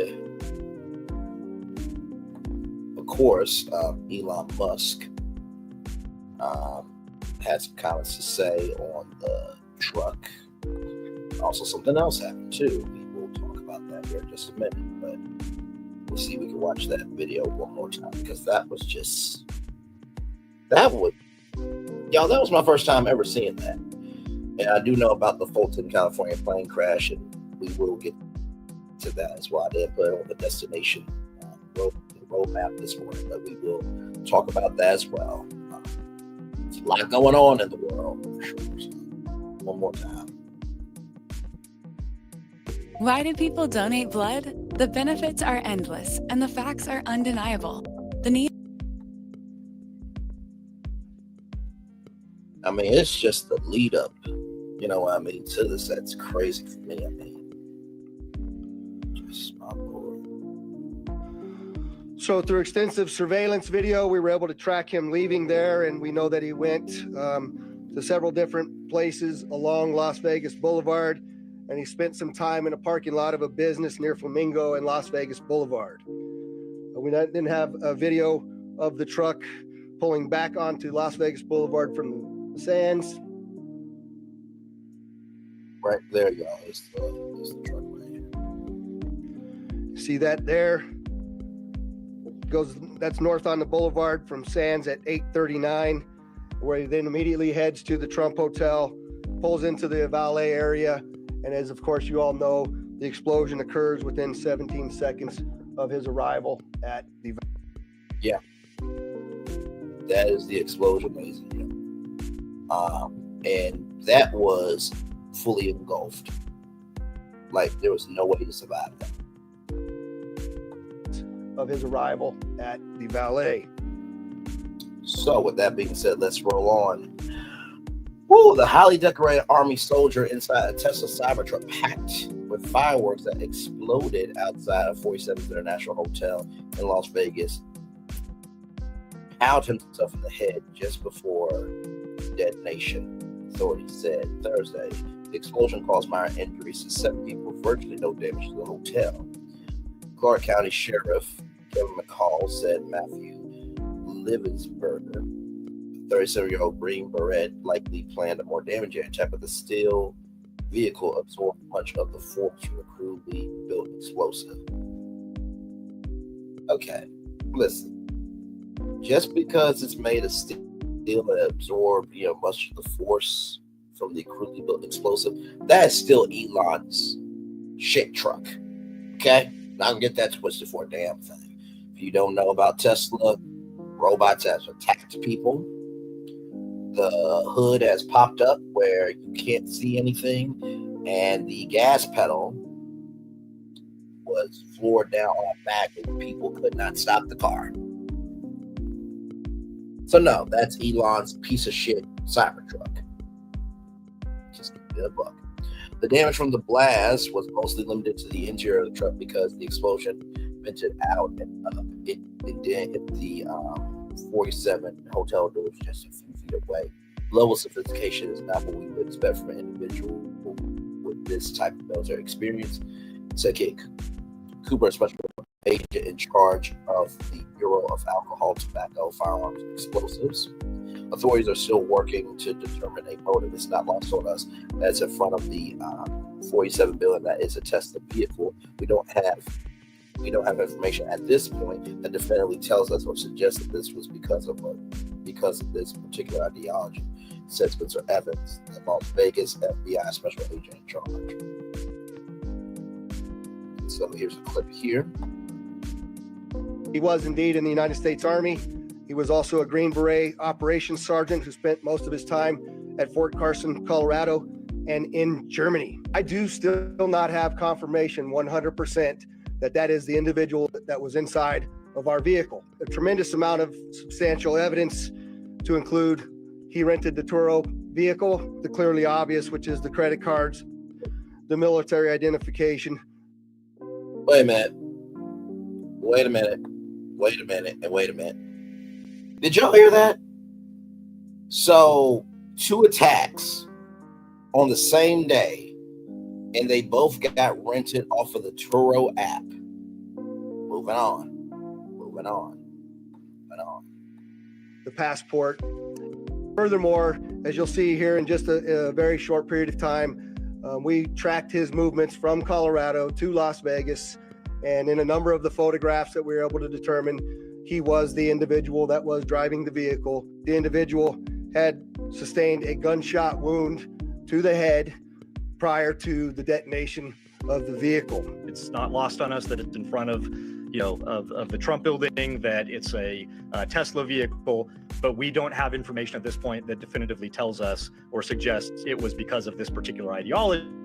or the any of the reasoning behind it. That's the purpose of the investigation that we're conducting, is to get to the bottom of exactly what happened, why and how. So there it is. There, ladies. He was indeed. Liveisberger had recently returned from an overseas assignment in Germany and was approved on leave when he died.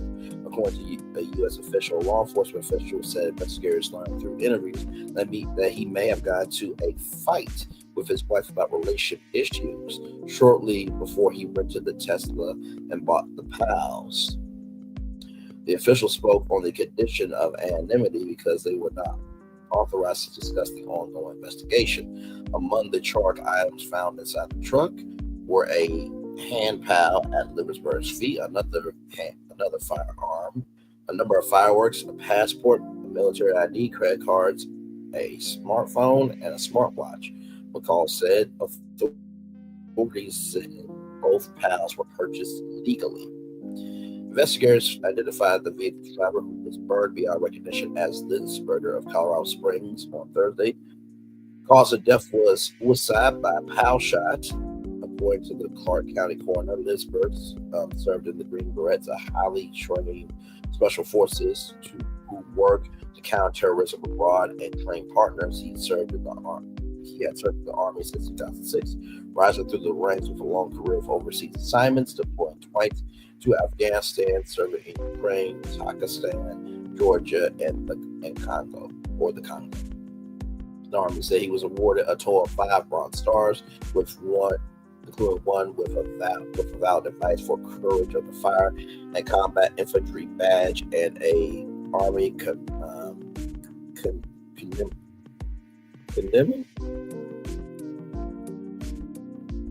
Commendation Medal with Valor. McCall said Liveisberger rented the Tesla electric vehicle in Denver on Saturday. The sheriff displayed a map showing that it was charged in the Colorado town line near Colorado Springs on Monday. On New Year's Eve, it was charged in Trinidad, Colorado, and 3 towns in New Mexico along the Interstate 40 corridor. So I can't pull it up. So this is a video here. So that is Tesla Cybertruck. So as you can see, that truck is gone.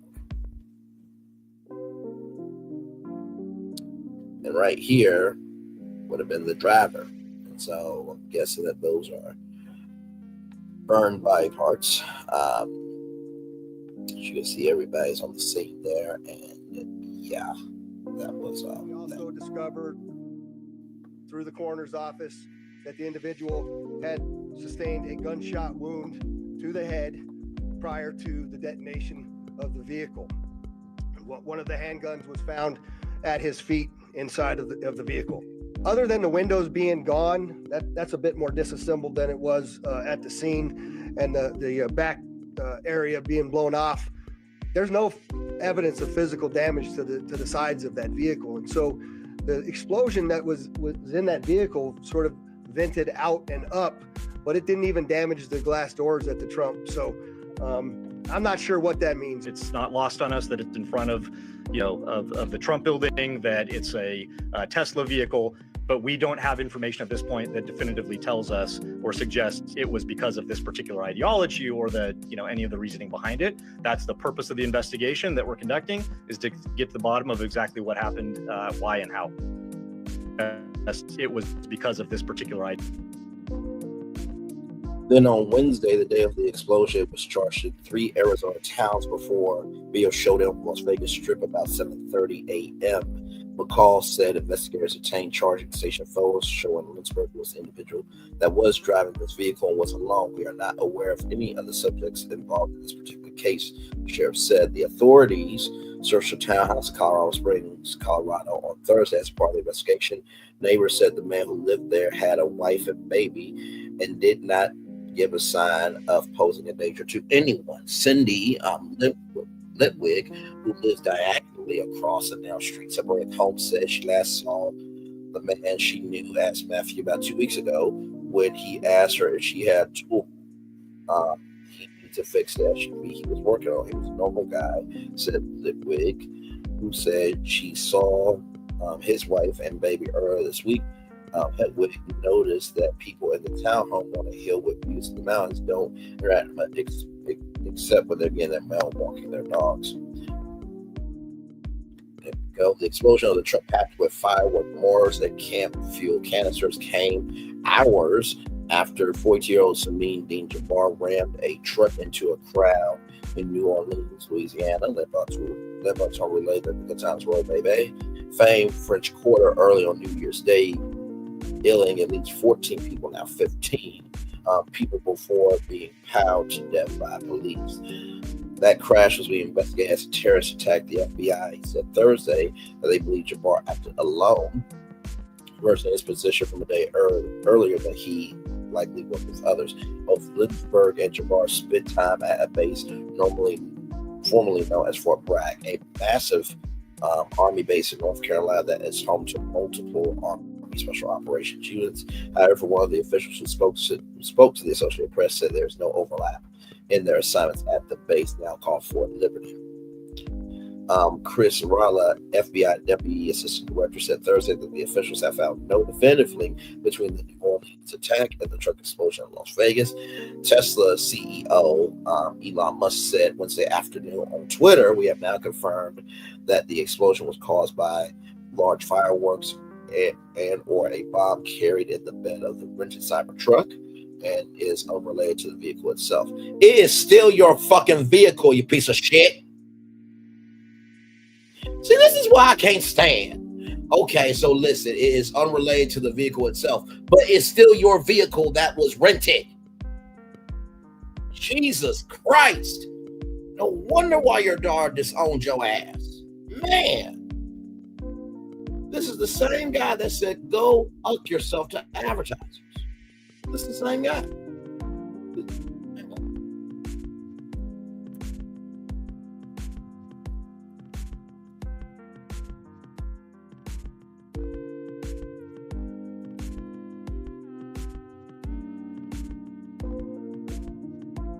Y'all may not remember.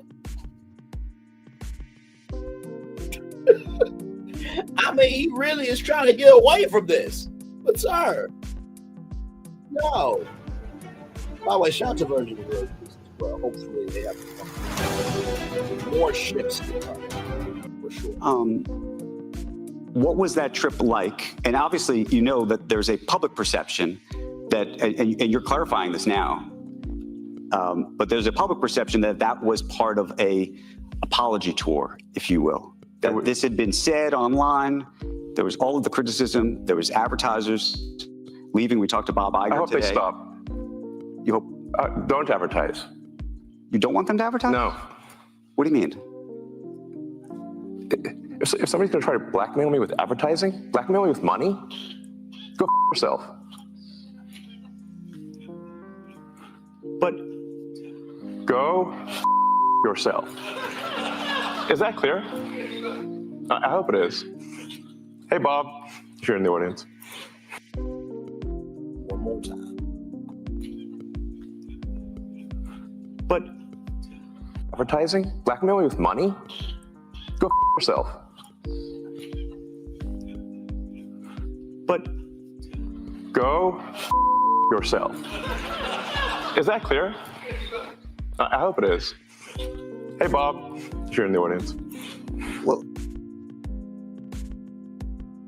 but he wants to negate the fact that this is his Cybertruck. Okay. Musk had recently become a member of President-elect 47's inner circle. Neither 47 or Musk was in Las Vegas early Wednesday. Both had attended 47's New Year's Eve party at his South Florida estate. Musk spent an estimated $250 million for the presidential campaign to support the former president. He was at 47's resort on election night and had been a frequent guest there, to the point where he is staying in one of the houses on the property in Florida. 47 has named Musk the world's richest man to co-lead a new effort to find ways to cut the government size and spending. You don't think that he's not going to cut the government spending and fund the money to his businesses? Okay. All right, y'all. Our last destination. This is a bonus one, so now we got 9. Okay, so here we go with this one. 2 dead and 19 injured in Southern California plane crash. So there was a small plane that crashed through a rooftop of a commercial building in Southern California on yesterday, Thursday. So here it is here.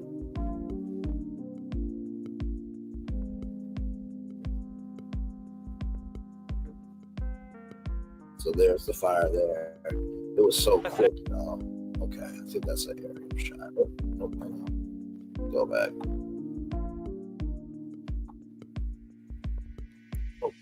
Oh my God, there we go. Okay. So right around here is the explosion right there. At 2:09 this afternoon, the Fullerton Police Department and Fire Department received a radio call of a plane crash in the 2300 block of Raymer Avenue, where we're standing now. The plane crashed into a commercial building halfway down the block on the left side, south side of the street. At 2:09 this afternoon, the Fullerton Police Department and Fire Department received a radio call of a plane crash in the 2300 block of Raymer Avenue, where we're standing now. The plane crashed into a commercial building halfway down the block on the left side, south side of the street. Apparently it crashed into the roof. Upon the officers and fire department arrival, they found the building on fire. So the plane crashed right there. It was a Vans RV-10. It is a 4-passenger plane, similar in look to a Cessna. We do not know how many people were on the plane. Right now, the scene is stabilized. Fire department is still in charge of the scene. We're waiting for federal authorities and TSB to arrive to continue to take over the investigation. Thank you very much, good sir, for that there. Like I said, y'all, you never know what's happening in the world. For Fulton, California, courtesy of the Associated Press, 2 people died and 19 were injured Thursday. A small plane crashed through the roof of a sprawling furniture manufacturing building in Southern California, where at least 200 people were working. Police said people who died were believed to have been on that plane, while those injured were inside the building. The deceased victims will be identified after officials have contacted the next of kin.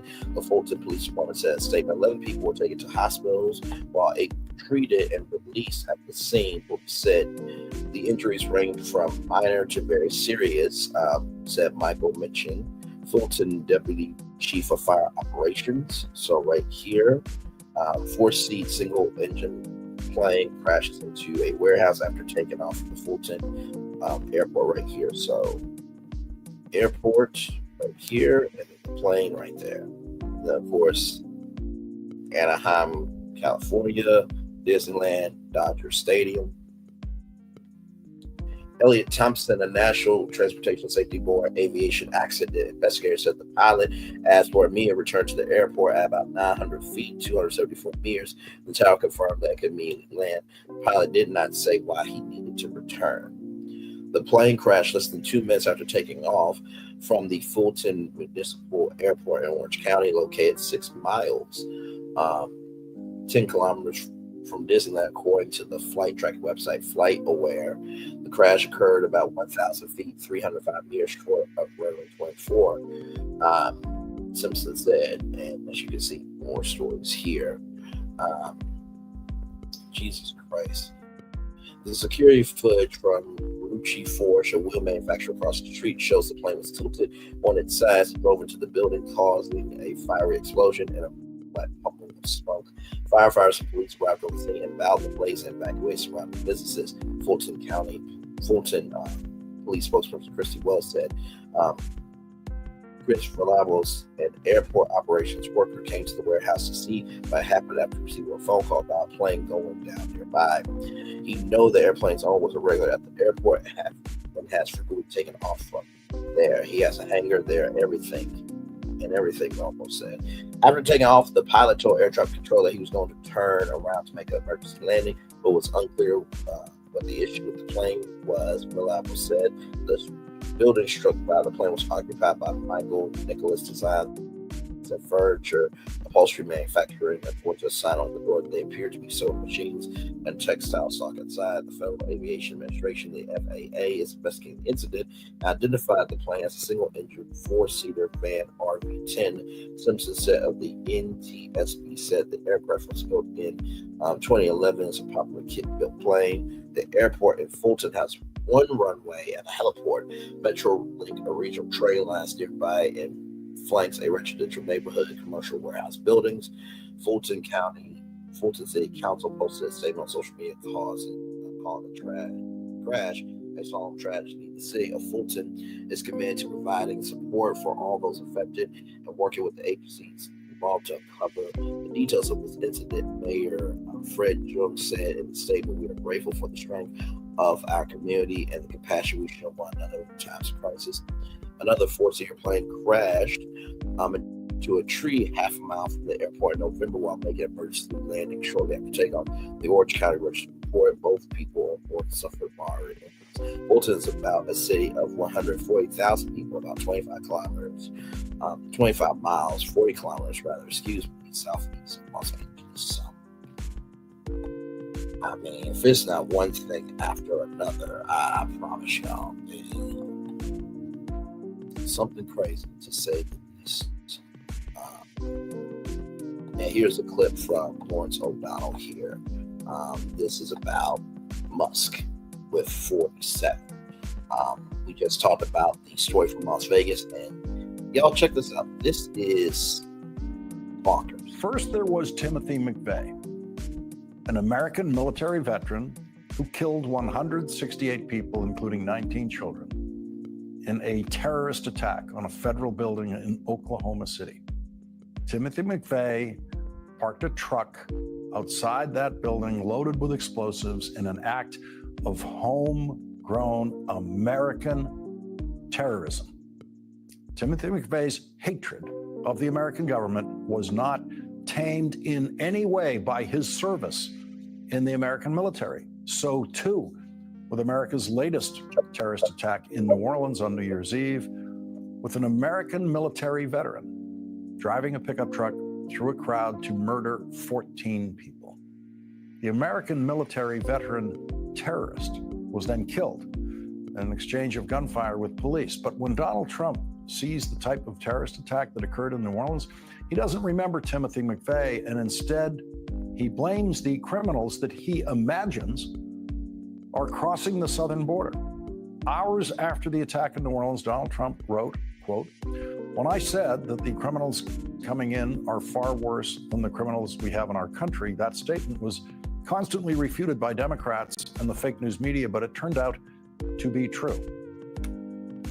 No one who has ever crossed the southern border in the history of the existence of the southern border has killed more people in this country than Timothy McVeigh, who was born in Lockport, New York, the northwest part of the state, into a white Roman Catholic American family with roots in this country that go back farther than Donald Trump's roots in this country.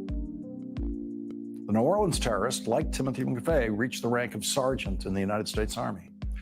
The simple fact is, this country has suffered more deadly terrorism at the hands of American-born citizens who are veterans of the United States military than people who have crossed into this country at the southern border.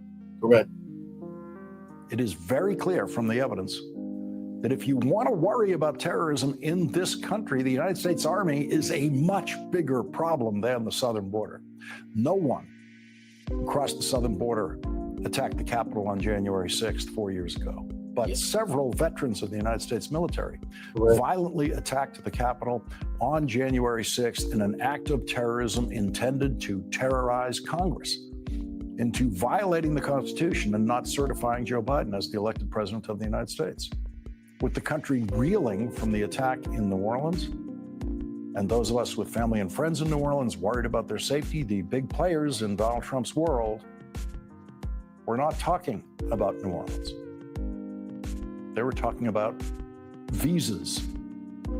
Former Trump staff member Steve Bannon got in a public argument on Twitter with the owner of Twitter, Elon Musk, that provoked Musk to call Trump supporters like Bannon, quote, unrepentant racists. Musk seemed surprised to discover. Let's look at that tweet. The contemptible fools I am referring to are those in the Republican Party who are hateful, unrepentant racists. Who are hateful, unrepentant racists. And this is coming from him that said, go uck yourself to advertisers.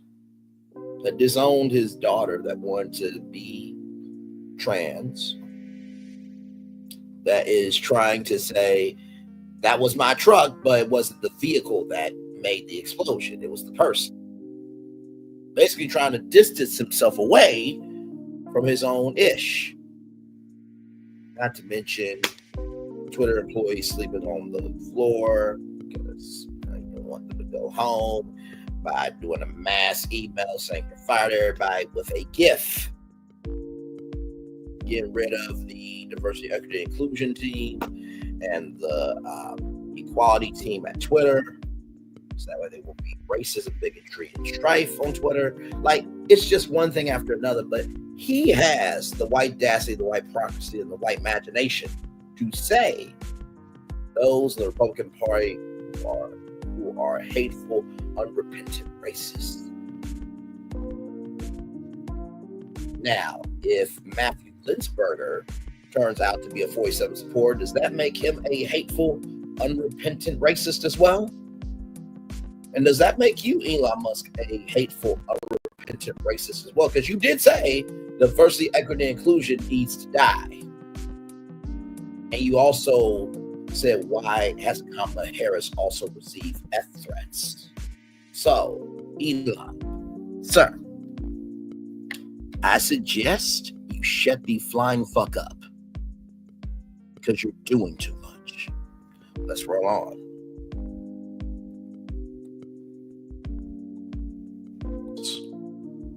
Musk seemed surprised to discover that there were any racists supporting Donald Trump.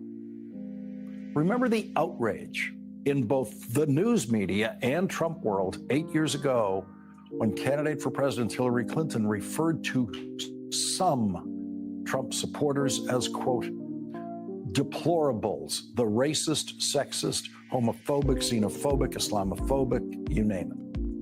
Donald Trump pretended to be deeply offended at Hillary Clinton's accurate description of some Trump supporters. Yep. When the richest person Donald Trump has ever met, who also happens to be the richest person in the world, calls Trump voters unrepentant racists, Donald Trump, of course, sided with the rich guy against his own supporters. Donald Trump decided to publicly agree with Elon Musk that we should admit more skilled immigrants into this country, even to take jobs that Americans are eager to do. Nobel Prize-winning economist Paul Krugman writes in his Substack article titled, MAGA is already eating its own, pass the popcorn, quote, like many observers, I expected severe buyer's regret fairly early in the second Trump administration. After all, many Americans who voted for Trump did so because they believed he would bring down grocery prices. He was never going to be able to deliver on that promise and stopped talking about the subject as soon as the election was over. Sooner or later, voters were going to notice. I did not, however, expect a mega civil war weeks before Trump had even taken office.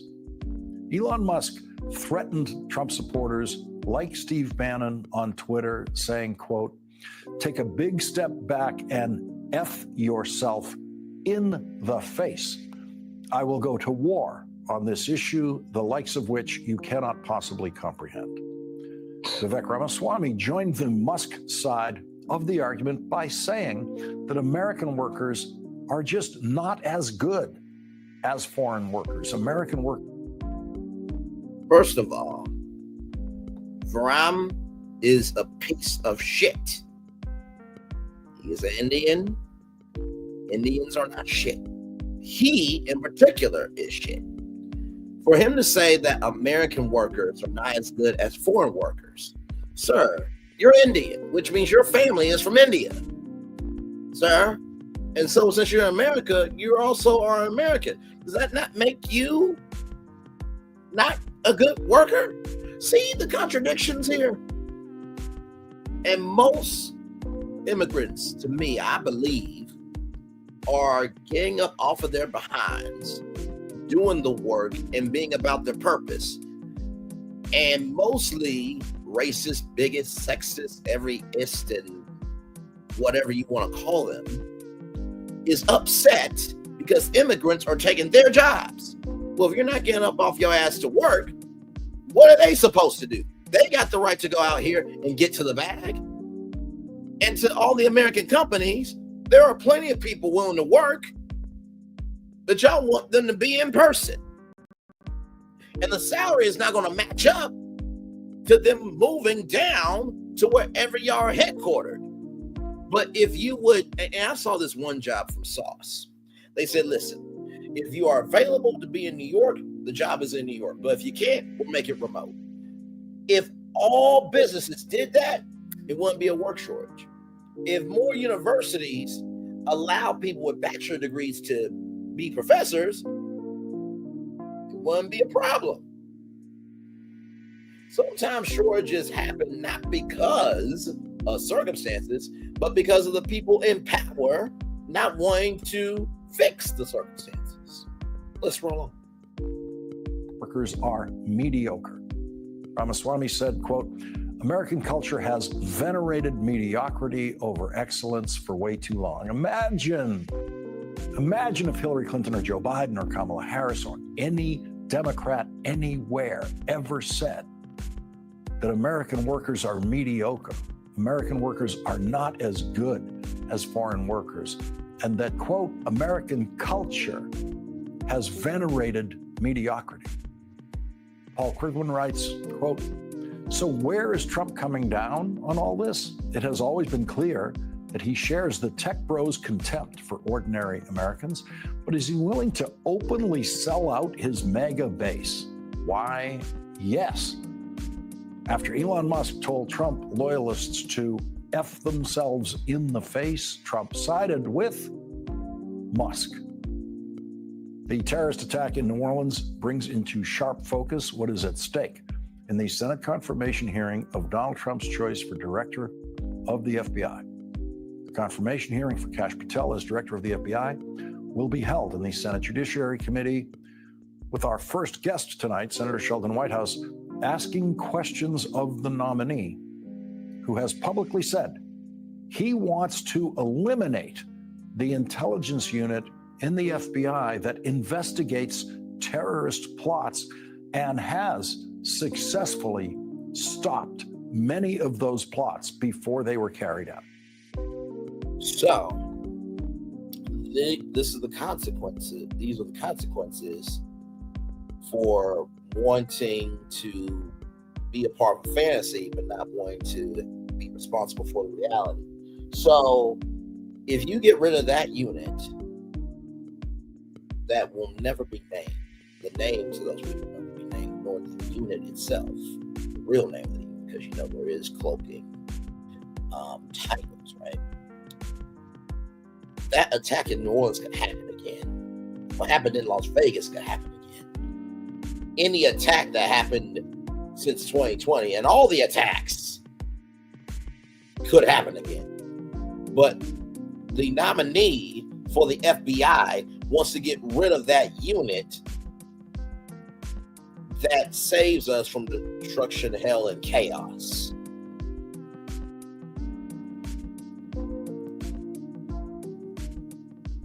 And y'all want to be chilling and spilling about reality TV. Okay, child.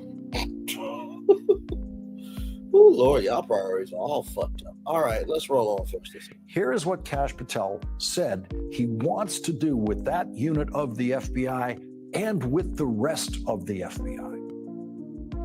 The FBI's footprint has gotten so freaking big.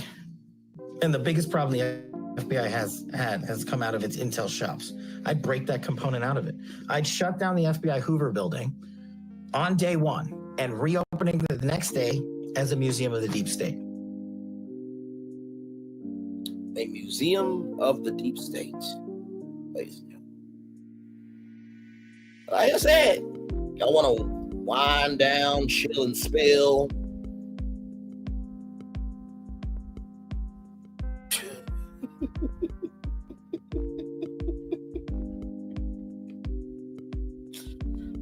Oh, my Lord.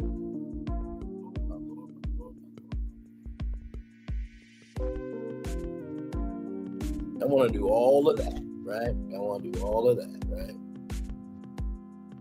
And y'all want to rise and shine over some reality television. That's what y'all want to do? Okay. That's cool. Rolling on.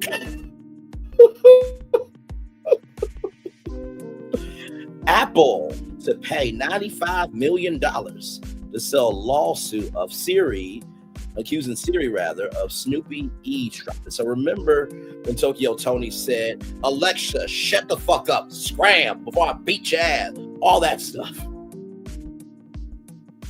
Well, Tokyo Toni may have been on to something. If the settlement is approved, Apple users could receive up to $20 per Siri-equipped device. Now, if you have 5 Siri devices, that's $100. So, let's roll on, though. Oh, my Lord. Apple has agreed to pay $95 million to settle a lawsuit accusing the privacy-minded company of deploying its virtual assistant Siri to eavesdrop on people using its iPhone and other trending devices. The proposed settlement, filed Tuesday in an Oakland, California federal court, will resolve a 5-year-old lawsuit revolving around allegations that Apple surreptitiously activates Siri to record conversations from iPhones and other devices equipped with the virtual assistant for more than a decade. The alleged recordings occurred even when people did seek to activate the virtual assistant with the trigger words, "Hey Siri." Some of the recorded conversations were then shared with advertisers in an attempt to sell their products to consumers more likely to be interested in the goods and services, the lawsuit asserted. The allegations about a Snoopy Siri contradicted Apple's long-running commitment to protect the privacy of its customers. Groups say that CEO Tim Cook has often framed as a fight to preserve a fundamental human right. Apple isn't acknowledging any wrongdoing in the settlement, which still must be approved by U.S. District Judge Jeffrey White. No relation to Walter White from Breaking Bad, by the way, everybody. Lawyers in the case have proposed a scheduling for February 14th, Valentine's Day. How quaint. Court hearing in Oakland to review the terms. If the settlement is approved, tens of millions of customers who own iPhones and other Apple devices from September 17th, 2024 through the end of last year could file claims. Each consumer could receive up to $20 per Siri-equipped device covered by the settlement, although the payment could be reduced or increased depending on the volume of claims.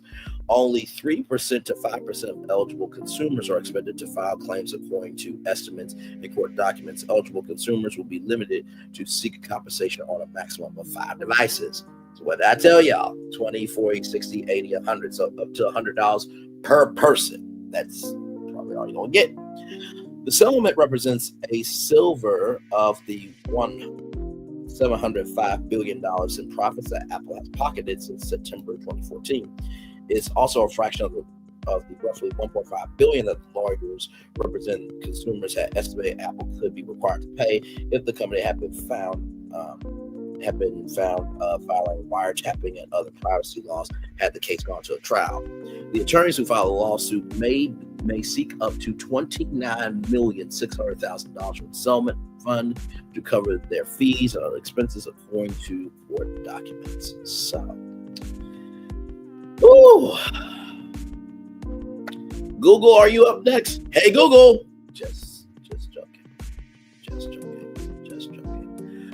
All right, y'all. More virtual tour live coming at you right from the space right here, right now. We're gonna liven it up a little bit. I know that, Shamsud Din Jabbar and Matthew and the plane crash and Apple eavesdropping with Hey Siri was a bit heavy, right? But we're gonna line it up because y'all know that's what we do around here.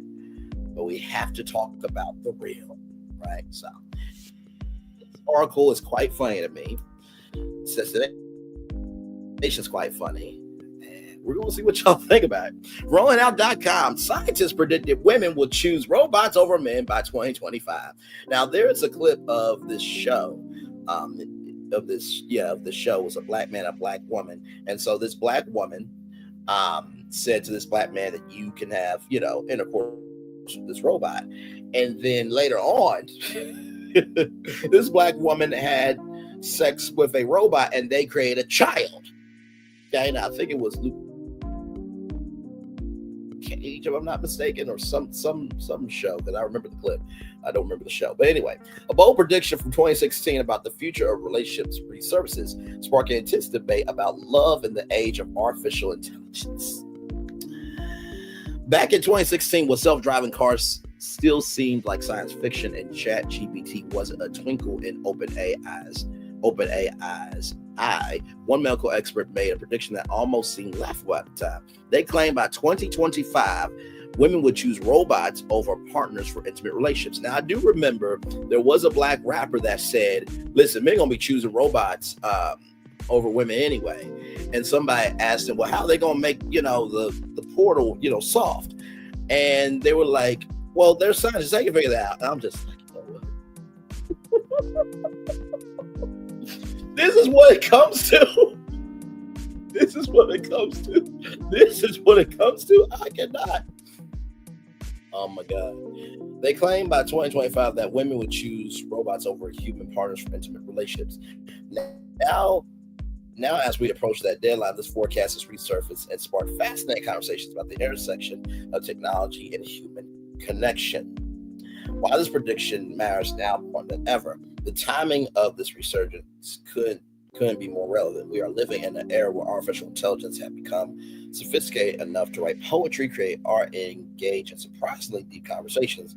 The line between human and machine interaction grows blurrier by the day, making us question what the future of relationships might really look like for women. What experts got right and got wrong.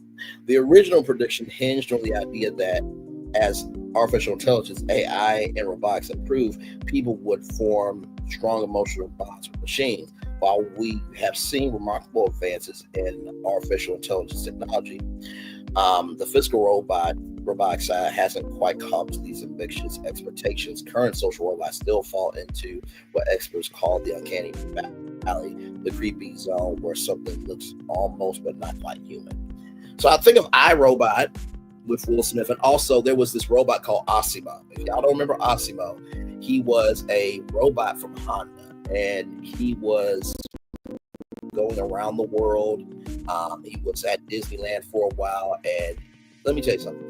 What Honda did with Asimo was absolutely amazing. Now, of course, Asimo was actually more like Superhero 6. Big Hero 6, if you guys remember that movie, and Baymax, the healthcare companion. That's what Asimo was created as a healthcare companion to help, people open doors and, get groceries and all that type of stuff. So, technology can be for good, y'all. But this right here, this was just crazy. The real transformation in modern relationships was particularly interesting is how technology has actually helped change relationships, not just in the way that it was predicted. Dating apps have revolutionized how we meet potential partners. Virtual reality is creating new ways to connect across distances, and artificial intelligence chatbots are already serving as emotional support systems for many people. The unexpected role of artificial intelligence, rather than replacing human partners entirely, AI has begun to complement human relationships in ways that nobody saw coming. People are using AI to better understand their own emotions, practice difficult conversations, and even to give relationship advice. The integration of technology into our love lives is very different from the robot partners that were predicted. While the original prediction missed the mark, the 2016 forecast overlooks several crucial aspects of human nature. While people can and do form emotional attachments to technology, these connections tend to supplement rather than replace human relationships. The complexity of human touch, spontaneity, and shared experiences create depth that current technology cannot replicate. What women actually want from technologies. Surveys and studies have shown that women's primary interest in relationship technology focus on enhancement rather than replacement. They seek tools that can improve communication, understand emotional needs better, and facilitate deeper connections with human partners, and not substitute them entirely. The surprising impact of modern day. Instead of turning to robots, many women are using technology to make more informed choices about their human partners. AI-powered dating apps now help match people on deeper compatibility factors, while social media allows for better vetting of potential partners before meeting in person. Oh, I cannot wait to get my opinion on this, because this is a lot. The cultural shift nobody predicted. Perhaps the most significant change has been in how we talk about relationships and technology. The conversation has moved whether machines will replace humans to how technology can help us build better, more fulfilling connections look beyond 2025. As we approach the predicted turning point, it is clear that the future relationships look vastly different from what was envisioned in 2016. While AI and robotics will undoubtedly continue to play an increasing role in our love lives, they are more likely to serve as tools for enhancing human connections rather than replacing them entirely. New frontier digital intimacy. Technology is opening up new possibilities for connection that nobody could have predicted. Virtual reality dating, artificial intelligence, relation counseling, and emotion tracking apps are creating ways to understand and improve our relationships that seemed possible just a few years ago. What does this mean for future relationships? Rather than a binary choice between humans and robots, the future appears to be moving toward a more nuanced integration of technology into our romantic lives. The focus has shifted from replacement to enhancement, from competition to cooperation between human connection and technological innovation. As we stand on the cusp of 2025, it is clear that while the original prediction may not come true in its literal sense, it did correctly identify that technology will fundamentally change how we approach relationships. The real revolution isn't about choosing between humans and robots, but about using technology to build stronger, more meaningful connections with each other. Future relationships may not be what we expected, but it's shaping up to be something even more interesting, a world where technology helps us understand, connect with each other in deeper, more meaningful ways than ever before. Let me tell you something. I'm sorry. There is not a robot they could make, okay? With hips, tips, fingertips, and everything else, that's going to make me quit women. I'm sorry. What? Are you kidding me? And that's it's too, like, how in the world are women going to be able to afford the robots? And how are the men going to afford the robots? Because, you know, robots, they need maintenance, right?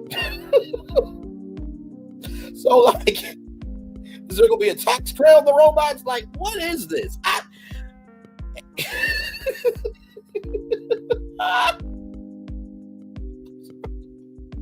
It just really boggles my mind, because I'm just like, who in their right mind would think this shit? What do y'all think in the chat? Like, y'all let me know what's going on. Like, I don't get it. I just don't get it. I don't get it. I don't get it. I don't get it.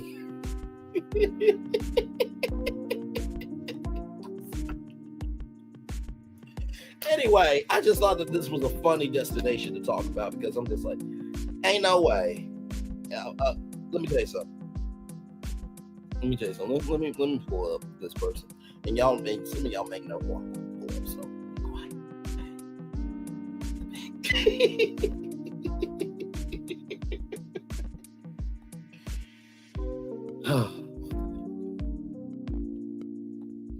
Now I'm gonna just keep it a buck with y'all right damn now. Okay, so keep it a buck with y'all.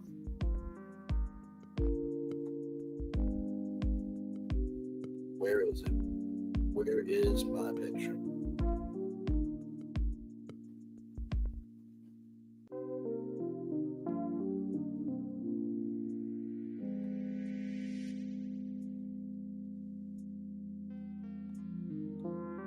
I'm gonna show y'all here in just a minute.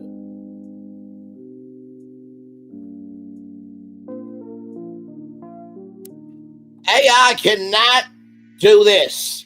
Okay? AI cannot do this. No, and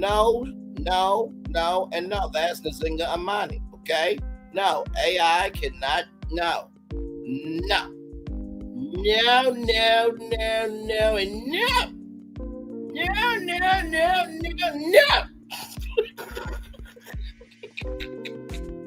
You see all this beauty? You see all this? Ain't no way in hell. Ain't no way in flying hell that AI is going to be better than this. What? What? Like y'all trying it way too hard. Y'all trying it way too hard. Like I wish I could do that. But you ain't replacing this, okay? Oh Lord, let me get off the Zinga Mani or the Zinga. Let me get off of her. Jesus Christ, let's roll. Anyways, speaking of relationships and things of that energy,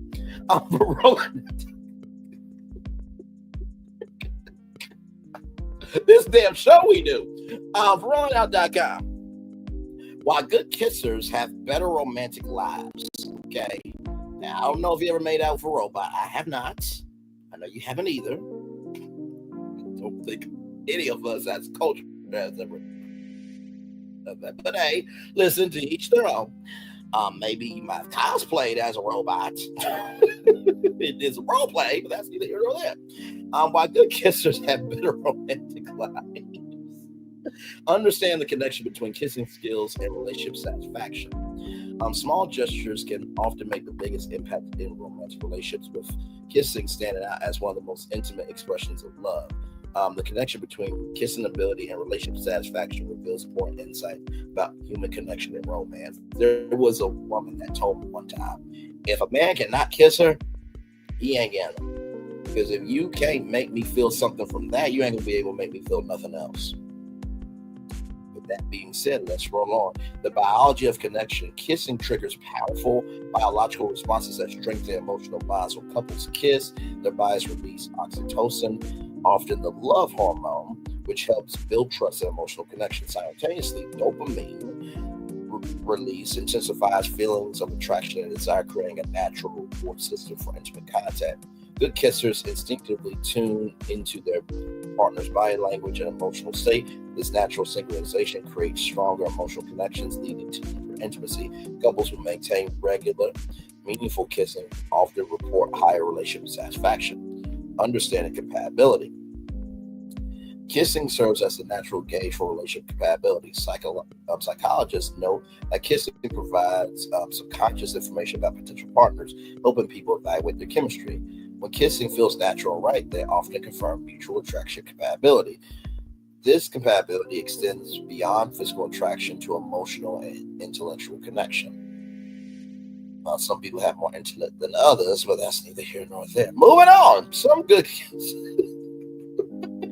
Listen, if that ain't you, don't pick up those shoes and lace them up and wear them. But if it fits you, lace it up and wear it. Okay. Good kissers adapt their approach based on their partner's responses. Stick to the prompt. Demonstrating emotional intelligence and sensitivity to their partner's needs.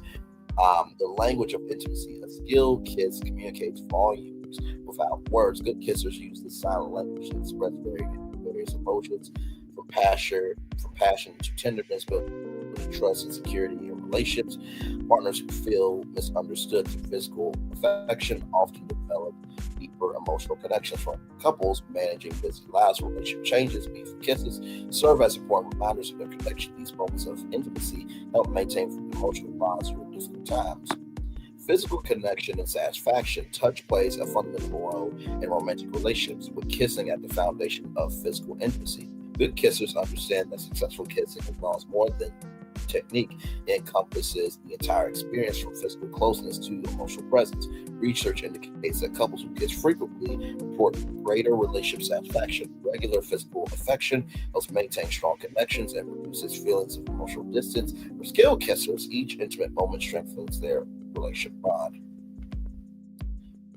Building confidence through connection. Good kissers often display natural confidence that attracts partners. This assurance comes from their ability to create meaningful experiences that make their partners feel valued and desired. When someone feels appreciated, they typically reciprocate these feelings, creating positive relationship dynamics. The willingness to learn and adapt kissing style demonstrates emotional maturity and investment in the relationship. These qualities make good kissers particularly attractive as long-term partners. So, listen.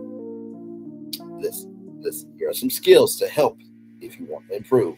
Improving kissing skills, rather. Developing better kissing abilities requires attention to several key areas. Stay present during intimate moments, focusing completely on your partner. Learn to read and respond to your partner's physical and emotional cues.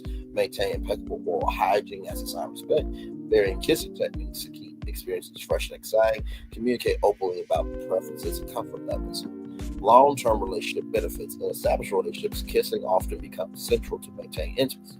Understand partners recognize that kissing patterns involved with their relationship, adapting to changing dynamics and needs, whether sharing quick, affectionate texts or lingering romantic moments. These gestures help maintain relationship vitality. Kissing also offers physical health advantages, including stress reduction and immediate support. When partners prioritize both physical and emotional intimacy, the relationships typically thrive.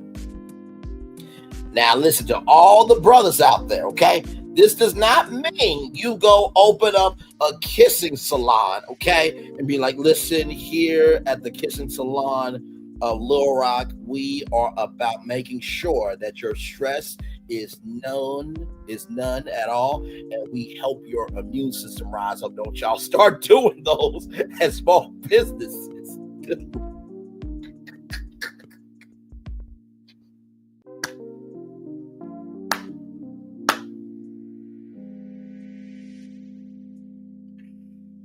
Oh my God. Okay. Because I can see somebody do with this. I can see somebody, reading this article and be like, you know what, that could be a business. Yeah, that could be a business. I can go on Shark Tank and make it. Yeah, I really could. Yeah. I can get some venture capital. Yeah, I could really do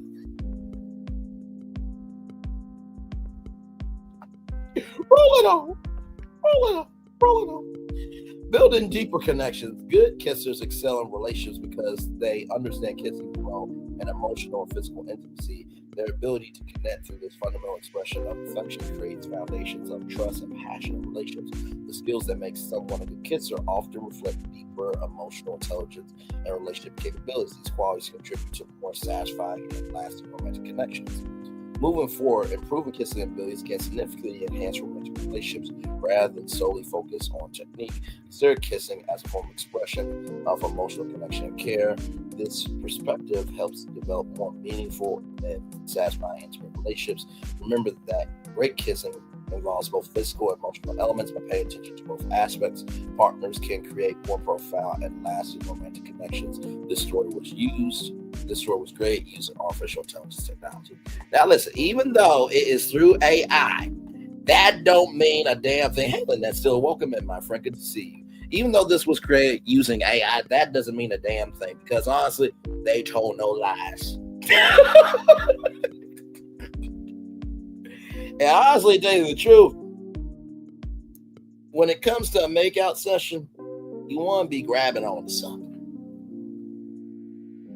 Thick girls are the best blessing that God has ever created. And said it, I meant it, and we are rolling in that energy.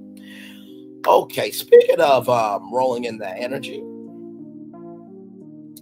Katt Williams, y'all, good Lord Jesus, from the Jasmine brand, social media is in shambles over alleged Katt Williams and Shannon Sharpe interview dropping soon. Social media is eagerly awaiting the next episode of Club Shay Shay.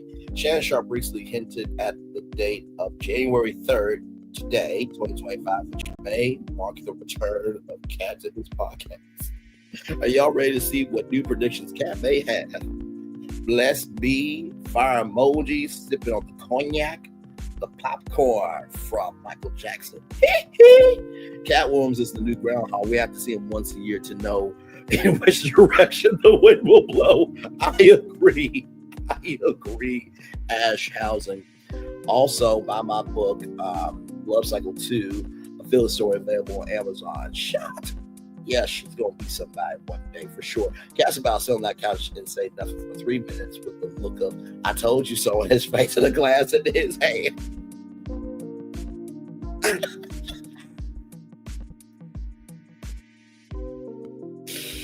Oh, Lord. 2024 was an ish show after the last interview. Close the portal. That's right. 2024, he opened the portal. Now 2025, he's got to close the portal.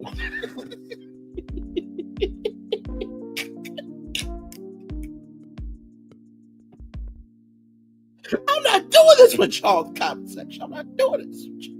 Not the laughing. Not laughing, Catworms. All lies will be exposed. That's all.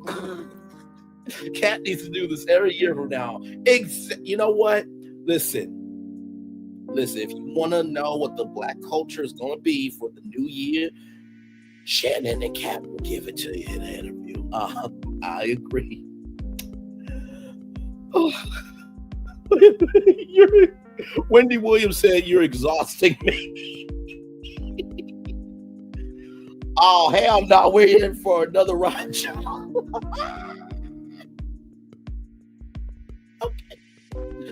Finally, y'all, our last destination, y'all. I'm so excited about this, and I really am proud of my state. See, I told you we were going to pick up the pace a little bit. I told y'all. Okay. Let me get this story up. Yes. This destination. Here it is, y'all. GloRilla, Arkansas Pine Bluff, to perform at the Battle of the Bands. There is the beautiful GloRilla there. The 2025 Honda Battle of the Bands in Los Angeles will have a distinctive Mid-South sound. Grammy-nominated superstar GloRilla will perform in a lineup that includes performances by 6 HBCU bands, including the Arkansas Pine Bluff Marching Musical Machine of the Mid-South. So that is from UAPB, the home of the mighty Golden Lions, and that amazing Blackalicious cheerleading squad. Amen. Praise the Lord. Hallelujah. I do kind of regret not going to HBCU because it would have been nice, to be around my own people. But everything happens for a reason. And like I said, shout out to Beyonce when she did her performance at Coachella. And shout out to Tom Jordan too, because he always has been, no HBCUs. But for somebody that did get the chance to go to HBCU, the fact that Beyonce is like, just because I didn't go miss me, I can't miss. Thank you, Beyonce, for sure. And Nick Cannon will host the event. The Epic Showdown is scheduled for February 1st in Los Angeles. The event's website promises a unique experience, saying, "Get ready for a battle like no other. Each marching band in Honda's Battle of the Bands 2025 lineup is guaranteed to bring its unique flavor of music, guaranteed to get you out of your seat and on your feet." So congratulations there to the University of Arkansas at Pine Bluff, home of the mighty Golden Lions. Y'all, we did that in 2 hours, 37 minutes, and 36 seconds. Not too bad for a show there. Woo. So much to talk about. Oh, which is so much to talk about. Woo. Man, I don't know how you do that. Oh, Jesus.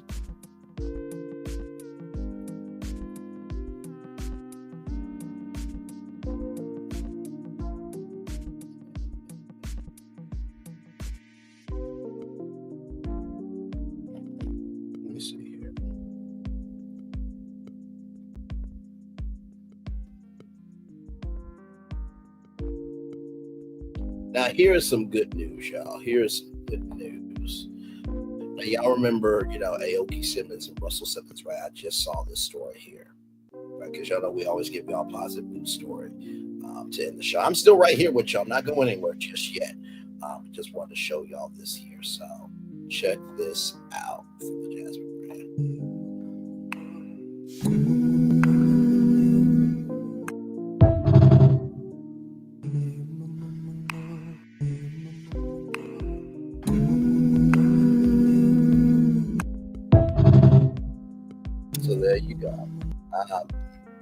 Says here, Russell Simmons recently shared a reel of Aoki Simmons getting her yogi on.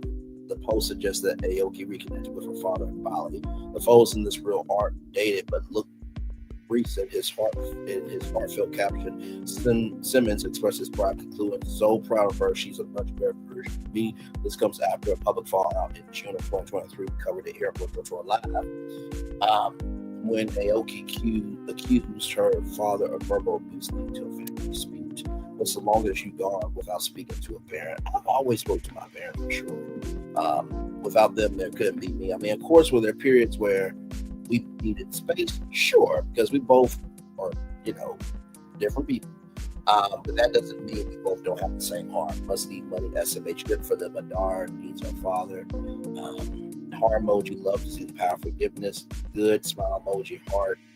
Hallelujah, hands, God, glory. We need to forgive. Life is so short. It's sad how people speak so recklessly. Needed some guidance from her dad. Peace of mind, heart emoji. I mean, that's her father. People argue, fight, make up. It was time. I'm happy for them both. Peace and love. She really needed it too. Things being extremely concerning. Good life for short families. Family, this makes me happy. I wish I could reconnect my dad out in Bali. You know what? J Rain for you, Jasmine Smith. You funny.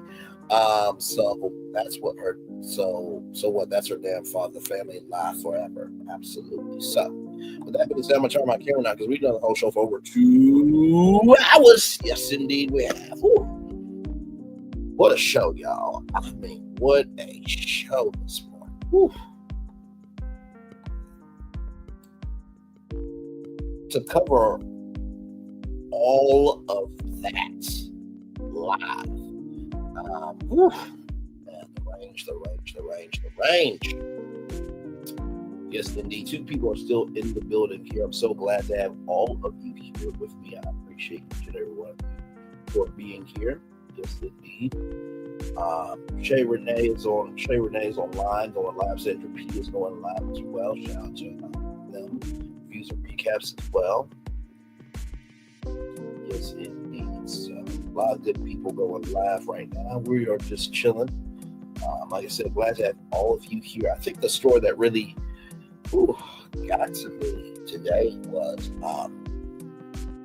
I think it was the Memphis story once again. You know what I mean? To gain more context to who Shamsud Din Jabbar was, and that he was already a piece of ish before that happened tragically in New Orleans, and to read out the lives of the people who are no longer here. As y'all saw, it got to me this morning.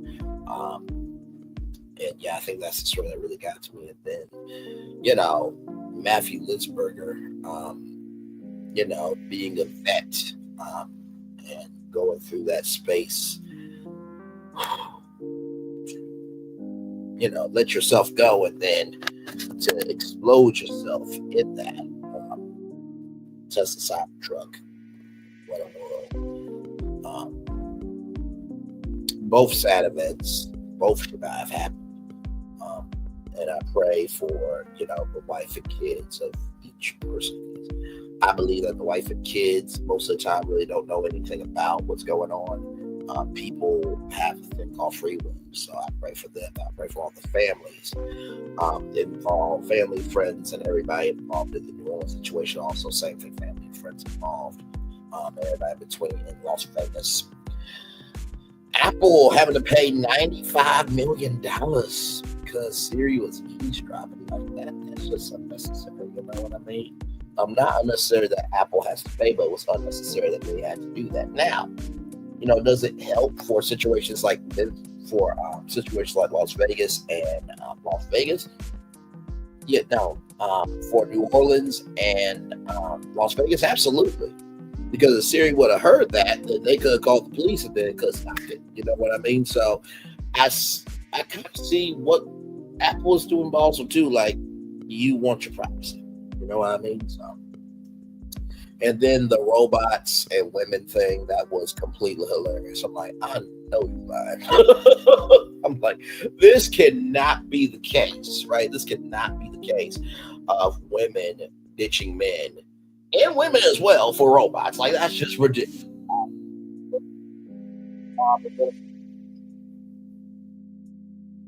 And make out the best. I will say that. It's my preference. But no, honestly, as long as that person's a good person, you're vibing, they're vibing, listen, if it fits, it fits, So, Katt Williams opening up the portal again. Kind of a little bit of afraid. I'm kind of afraid of what's going to happen with Katt and Shannon Sharp. But we'll see. We shall see. And then GloRilla performing at the Honda Battle of the Bands in Los Angeles, February 1st with UAPB is so exciting. So congratulations to UAPB for getting in there. And then, of course, Melody Shari. I'm following Carlos King. I'm not surprised. Y'all shouldn't be surprised either. Everything has already been confirmed. Most of the things that we hear in this sector have usually been confirmed before. So I just roll with it. Y'all want to talk about it? I'll talk about it. But otherwise, I'm good. You know what I mean? So yes, indeed. So we are here just chilling out. Let me get my phone charger here.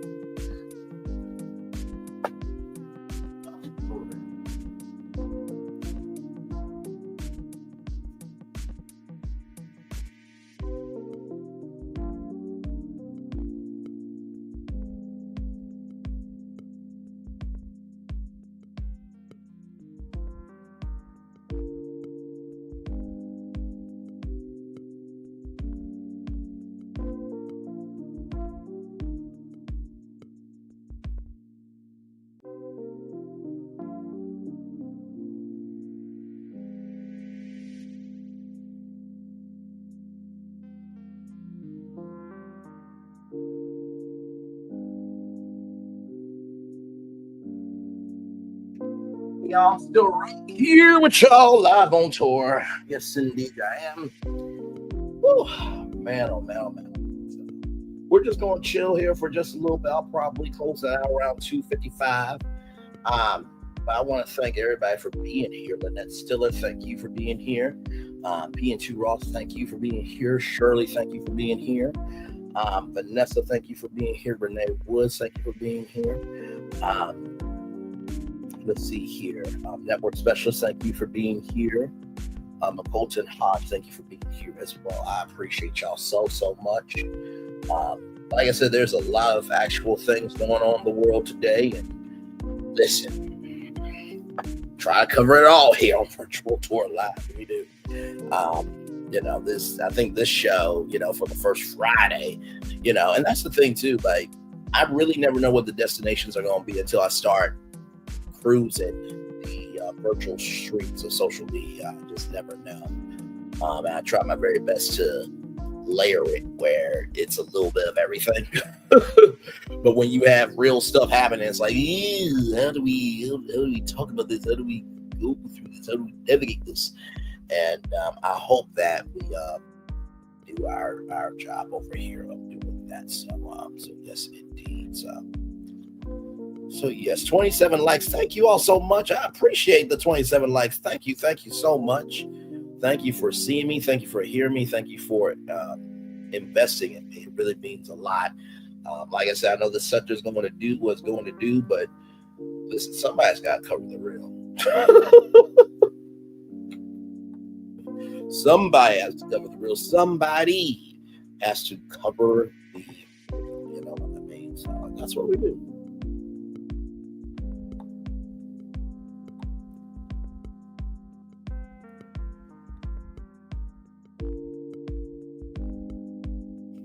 Oh, my Lord, that's what we do. So, yeah. So we are just chilling out here. Glad to have all of you here. Whew. Like I said, you could not have predicted this show for today.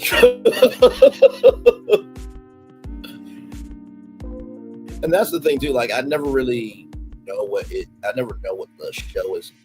I'll put it like this. In the words of Brian Williams, by the time, how did he say it? You'll know we'll have something to say. You just don't necessarily know what's going to be said when you get on TV. And I fully agree with that. With this show, is, you never know what is going to be said, but by the time you see the destinations, you know I'm going to have something to say on each destination. And I think that's the magic sauce of us, is that you really don't know. But you know it's going to be real. I can tell you that much. Oh, my Lord Jesus.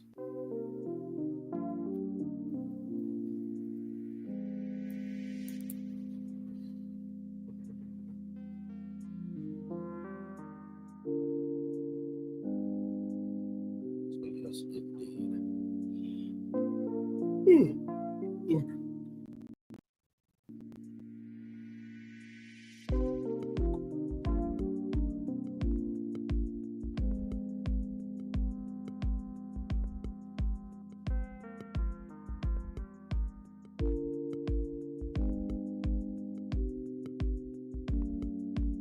Yep, we are just trying. And do not worry, y'all. I know about the documentary from Peacock. We'll talk about that at another time. But believe me, I know about it. I have not seen it. But we are going to talk about that. I'll probably do that in a separate live. I may even do it today, honestly, just to talk about it, see what y'all think about everything. But yeah, so. Oh my Lord Jesus, just man, I need a mental nap after this show. That was, whew. That was, ooh. Man. Yes, we are just chilling. I think we're gonna take it all the way to 2:55. Then we'll head on out there. But yep, right now we are just chilling out for 5 minutes, just kind of resting after the show because that was a lot. This reminds me of that show where we talked about the Deborah Reedon jumping over the judge's bench, and it was just one story after another. And it was to the point where somebody in the live chat said, "Okay, Brendan, stop. These are too high intensity of destinations." And we just we chilled after that, man. So, but yes, indeed, y'all. So, oh my Lord. So, like I said, tonight. Sorry, y'all. Tonight we got Married to Medicine on deck at 6 p.m. tonight. So I look forward to seeing all of you there. And then I may or may not do the day thing. Right? We'll see. But I do want to see what it's about from Peacock. And also too, 50 Cent's documentary hasn't come out yet, but it's gonna be coming out on Netflix very soon. So we shall see. But yeah. Oh my Lord.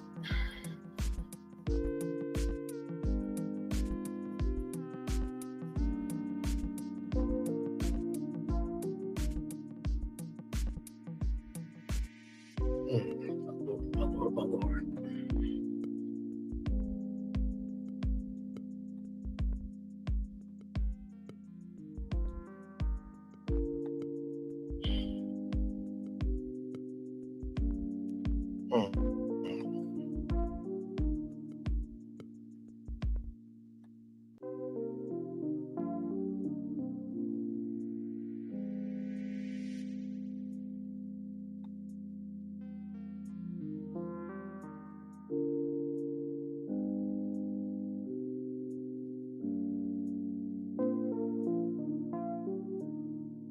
I am just looking.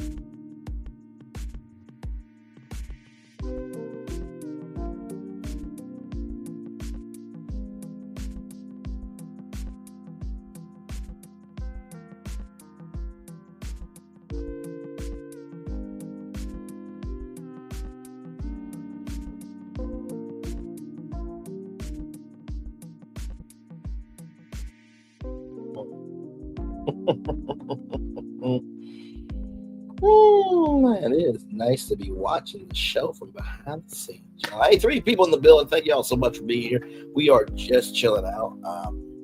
Yeah, we talked a little bit about everything. We had 9 destinations today. So we had Melody Shari, talked about Melody Shari and her phone calls. King, we talked about Shamsud Din Jabbar, the terrorist that caused terror in New Orleans. 15 people are no longer here with us, and 30 people injured. And Matthew Liveisberger is the person that got identified in the Tesla Cybertruck explosion and unalived himself before the truck detonated.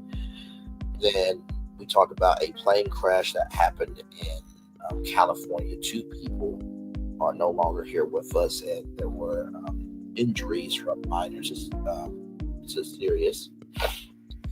Then we talked about Apple having to pay $95 million.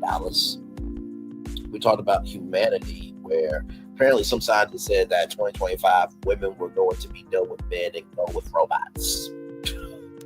Yeah, I know. Then we talked about kissing and the benefits of kissing. That was a fun time. Then we talked about Katt Williams either opening up the portal or closing the portal, because he will be sitting down with Shannon Sharp.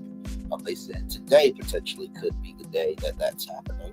And if he does, y'all know I will be reviewing it, because my Lord Jesus, that first one was crazy. And of course, GloRilla performing at the Battle of the Bands performing at Honda's Battle of the Bands February 1st in Los Angeles. So 9 destinations. Really, I threw in the California one because we were talking about, some very serious events that happened in the world. And I saw that yesterday and couldn't really speak on it, but definitely wanted to give some light to that story as well. So yeah, a lot going on in the world today. Yeah, I think we'll end it here, everybody. So thank you all so much. I am going to thank all of you guys for this to give. Colton James Hodge, thank you for saying hey to everybody. Network Specialist, much love to you. Shirley, thank you so much for saying hello. PN2 Ross said hello as well. Playing catch up, she was subscribed. It's all good. A new show is coming right here. PN2 Ross there. You're so respectful, brand. That's what I love about you. Thank you very much. Shout out to you, bro. Thank you so much. Had a not ruined everything. Melwood giving you a chance at things still. I'm speaking that to existence, surely. You said that Braylon's coming to pass by 5 statements. I'm not surprised. Sang it, Brandon Woods. Surely, I appreciate this guy right here, Brandon. You're a small blogger that stays in your lane. Big things will come to you soon. I appreciate you so much for saying that. For real. Thank you so much. She hasn't really got tired of him yet, but when she does stand by, because when a woman finally gets tired and makes a move, it's usually big. Preach, Wayne Woods, when I was saying what needed to be said. Hand clap emojis for sure. Thank you very much. Vanessa, hey, my friend, good to see you here. Now we know Mela because they added AC to the show next season. Like we reviewed, the season has not been renewed. The show has not been renewed for another season, rather. Shirley said, I am from Louisiana. I've been to NOLA over 1,000 times. I've never seen those barriers not put up. This is weird. In my opinion, New Orleans dropped the ball due to all the high-profile activities in the area, including the bowl game, the Sugar Bowl, the All-State Sugar Bowl. Put some perspective there. Their New Year's and the upcoming Super Bowl, we have to be ready, we have to be ready, not be getting ready. I agree with that. It's so sad when people have these mental breaks. The POW in Vegas was also a bet that Stiller has been here as well. So, with that being said, enjoy your day. It is snowing outside where I am. It is cold, so I will be in his house. Staying warm, and I will see all of you later on tonight for Married to Medicine at 6 o'clock. And I may do a Diddy live tonight because I want to talk about that Peacock definitely want to talk about that Peacock trailer coming. The Peacock documentary special, rather. So, one love, much love, all love. Enjoy your day. I feel the love, and I'll send it right back to you. Have a good one, y'all. Great show. I'll see you soon. Bye-bye, everybody.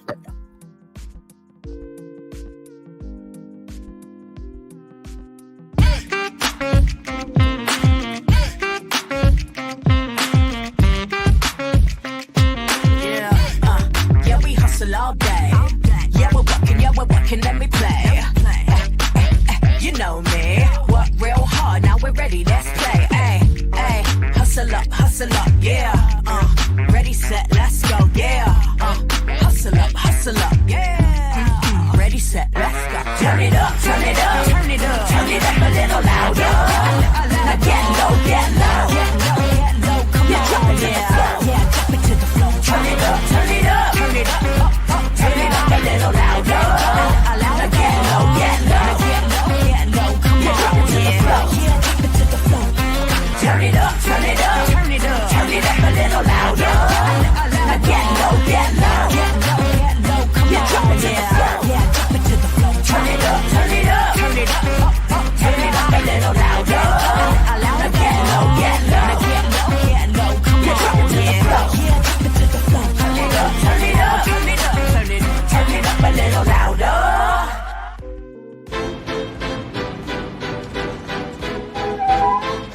This is for all you multi-talented, multitasking, multi-everything people out there.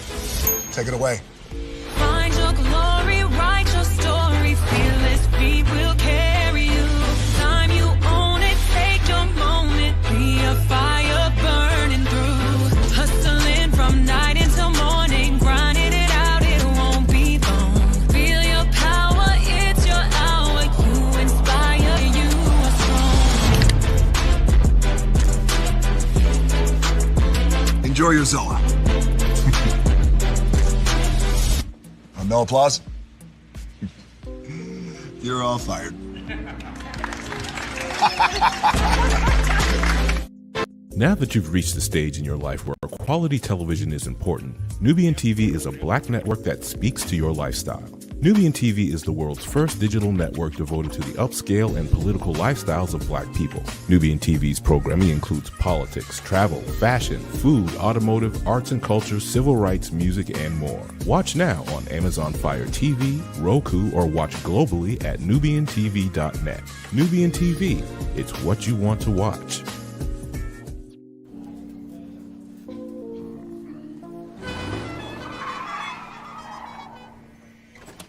Come with me if you want to live a more delicious life.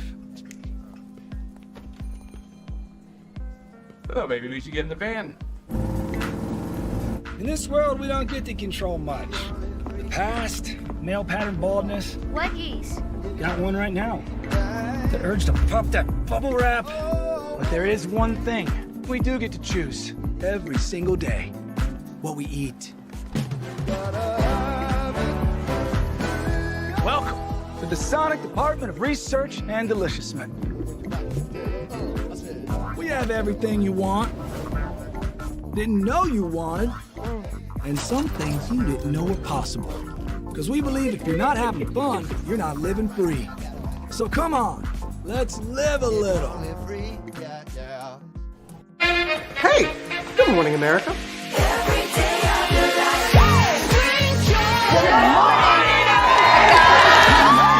Good morning, America. Good morning, America. Good morning, America. Money! Are you ready? Dance. Look at that face. You don't just see it, you feel it. I'm in. I'm in. I'm in too. I'll be here. I am here and so happy. I'm in. I'm in too. I'm in. That tells you something when Snoop Dogg's in. Michael, George, Lara, Ginger. Open your eyes. Think of the one place you've always wanted to see.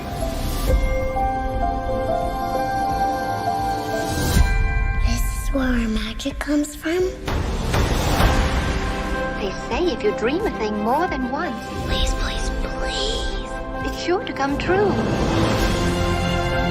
Everything you see exists together in the great circle of life.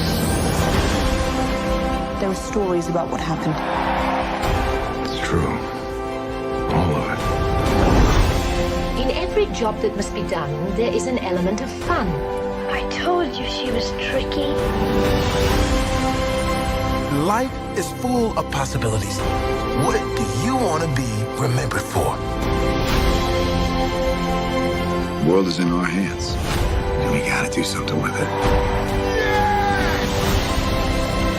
I just want to say a word of thanks to all the artists, the workers, and all of you. The young and the young in heart. You helped make this dream come true.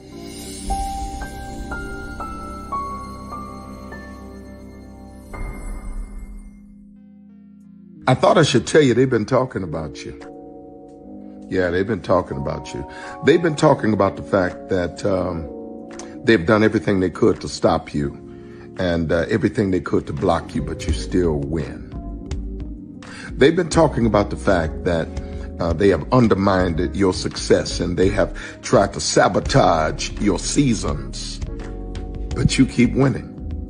They've been talking about the fact that even though they don't like each other, they get together to try to kill you, but you keep winning. They've been talking about the fact that you were voted least likely to succeed, but like cream, you keep rising to the top.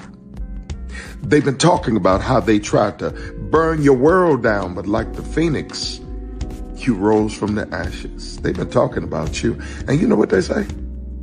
Oh, she's just lucky. He's just lucky. But no, you ain't lucky. You're anointed. You got something on you. You got favor on you. You got power on you. You were born to win. Now they can call it luck, but it's grace. They can call it luck, but it's favor. But whatever they call it, it doesn't matter, because you know what God calls you? Do you know what God calls you? A winner. I thought I should tell you they've been talking about you. Yeah, they've been talking about you. They've been talking about the fact that they've done everything they could to stop you and everything they could to block you, but you still win. They've been talking about the fact that they have undermined your success and they have tried to sabotage your seasons, but you keep winning. They've been talking about the fact that even though they don't like each other, they get together to try to kill you, but you keep winning. They've been talking about the fact that you were voted least likely to succeed, but like cream, you keep rising to the top. They've been talking about how they tried to burn your world down, but like the phoenix, you rose from the ashes. They've been talking about you. And you know what they say? Oh, she's just lucky. He's just lucky. But no, you ain't lucky. You're anointed. You got something on you. You got favor on you. You got power on you. You were born to win. Now they can call it luck, but it's grace. They can call it luck, but it's favor. But whatever they call it, it doesn't matter, because you know what God calls you? Do you know what God calls you? A winner. I thought I should tell you they've been talking about you. Yeah, they've been talking about you. They've been talking about the fact that they've done everything they could to stop you and everything they could to block you, but you still win. They've been talking about the fact that they have undermined your success and they have tried to sabotage your seasons, but you keep winning. They've been talking about the fact that even though they don't like each other, they get together to try to kill you, but you keep winning. They've been talking about the fact that you were voted least likely to succeed, but like cream, you keep rising to the top. They've been talking about how they tried to burn your world down, but like the phoenix, you rose from the ashes. They've been talking about you. And you know what they say? oh, she's just lucky. He's just lucky. But no, you ain't lucky. You're anointed. You got something on you. You got favor on you. You got power on you. You were born to win. Now, they can call it luck, but it's grace. They can call it luck, but it's favor. But whatever they call it, it doesn't matter, because you know what God calls you? Do you know what God calls you? A winner. Caesar. Just look at him. Politician. General. Author. Ruler. Man.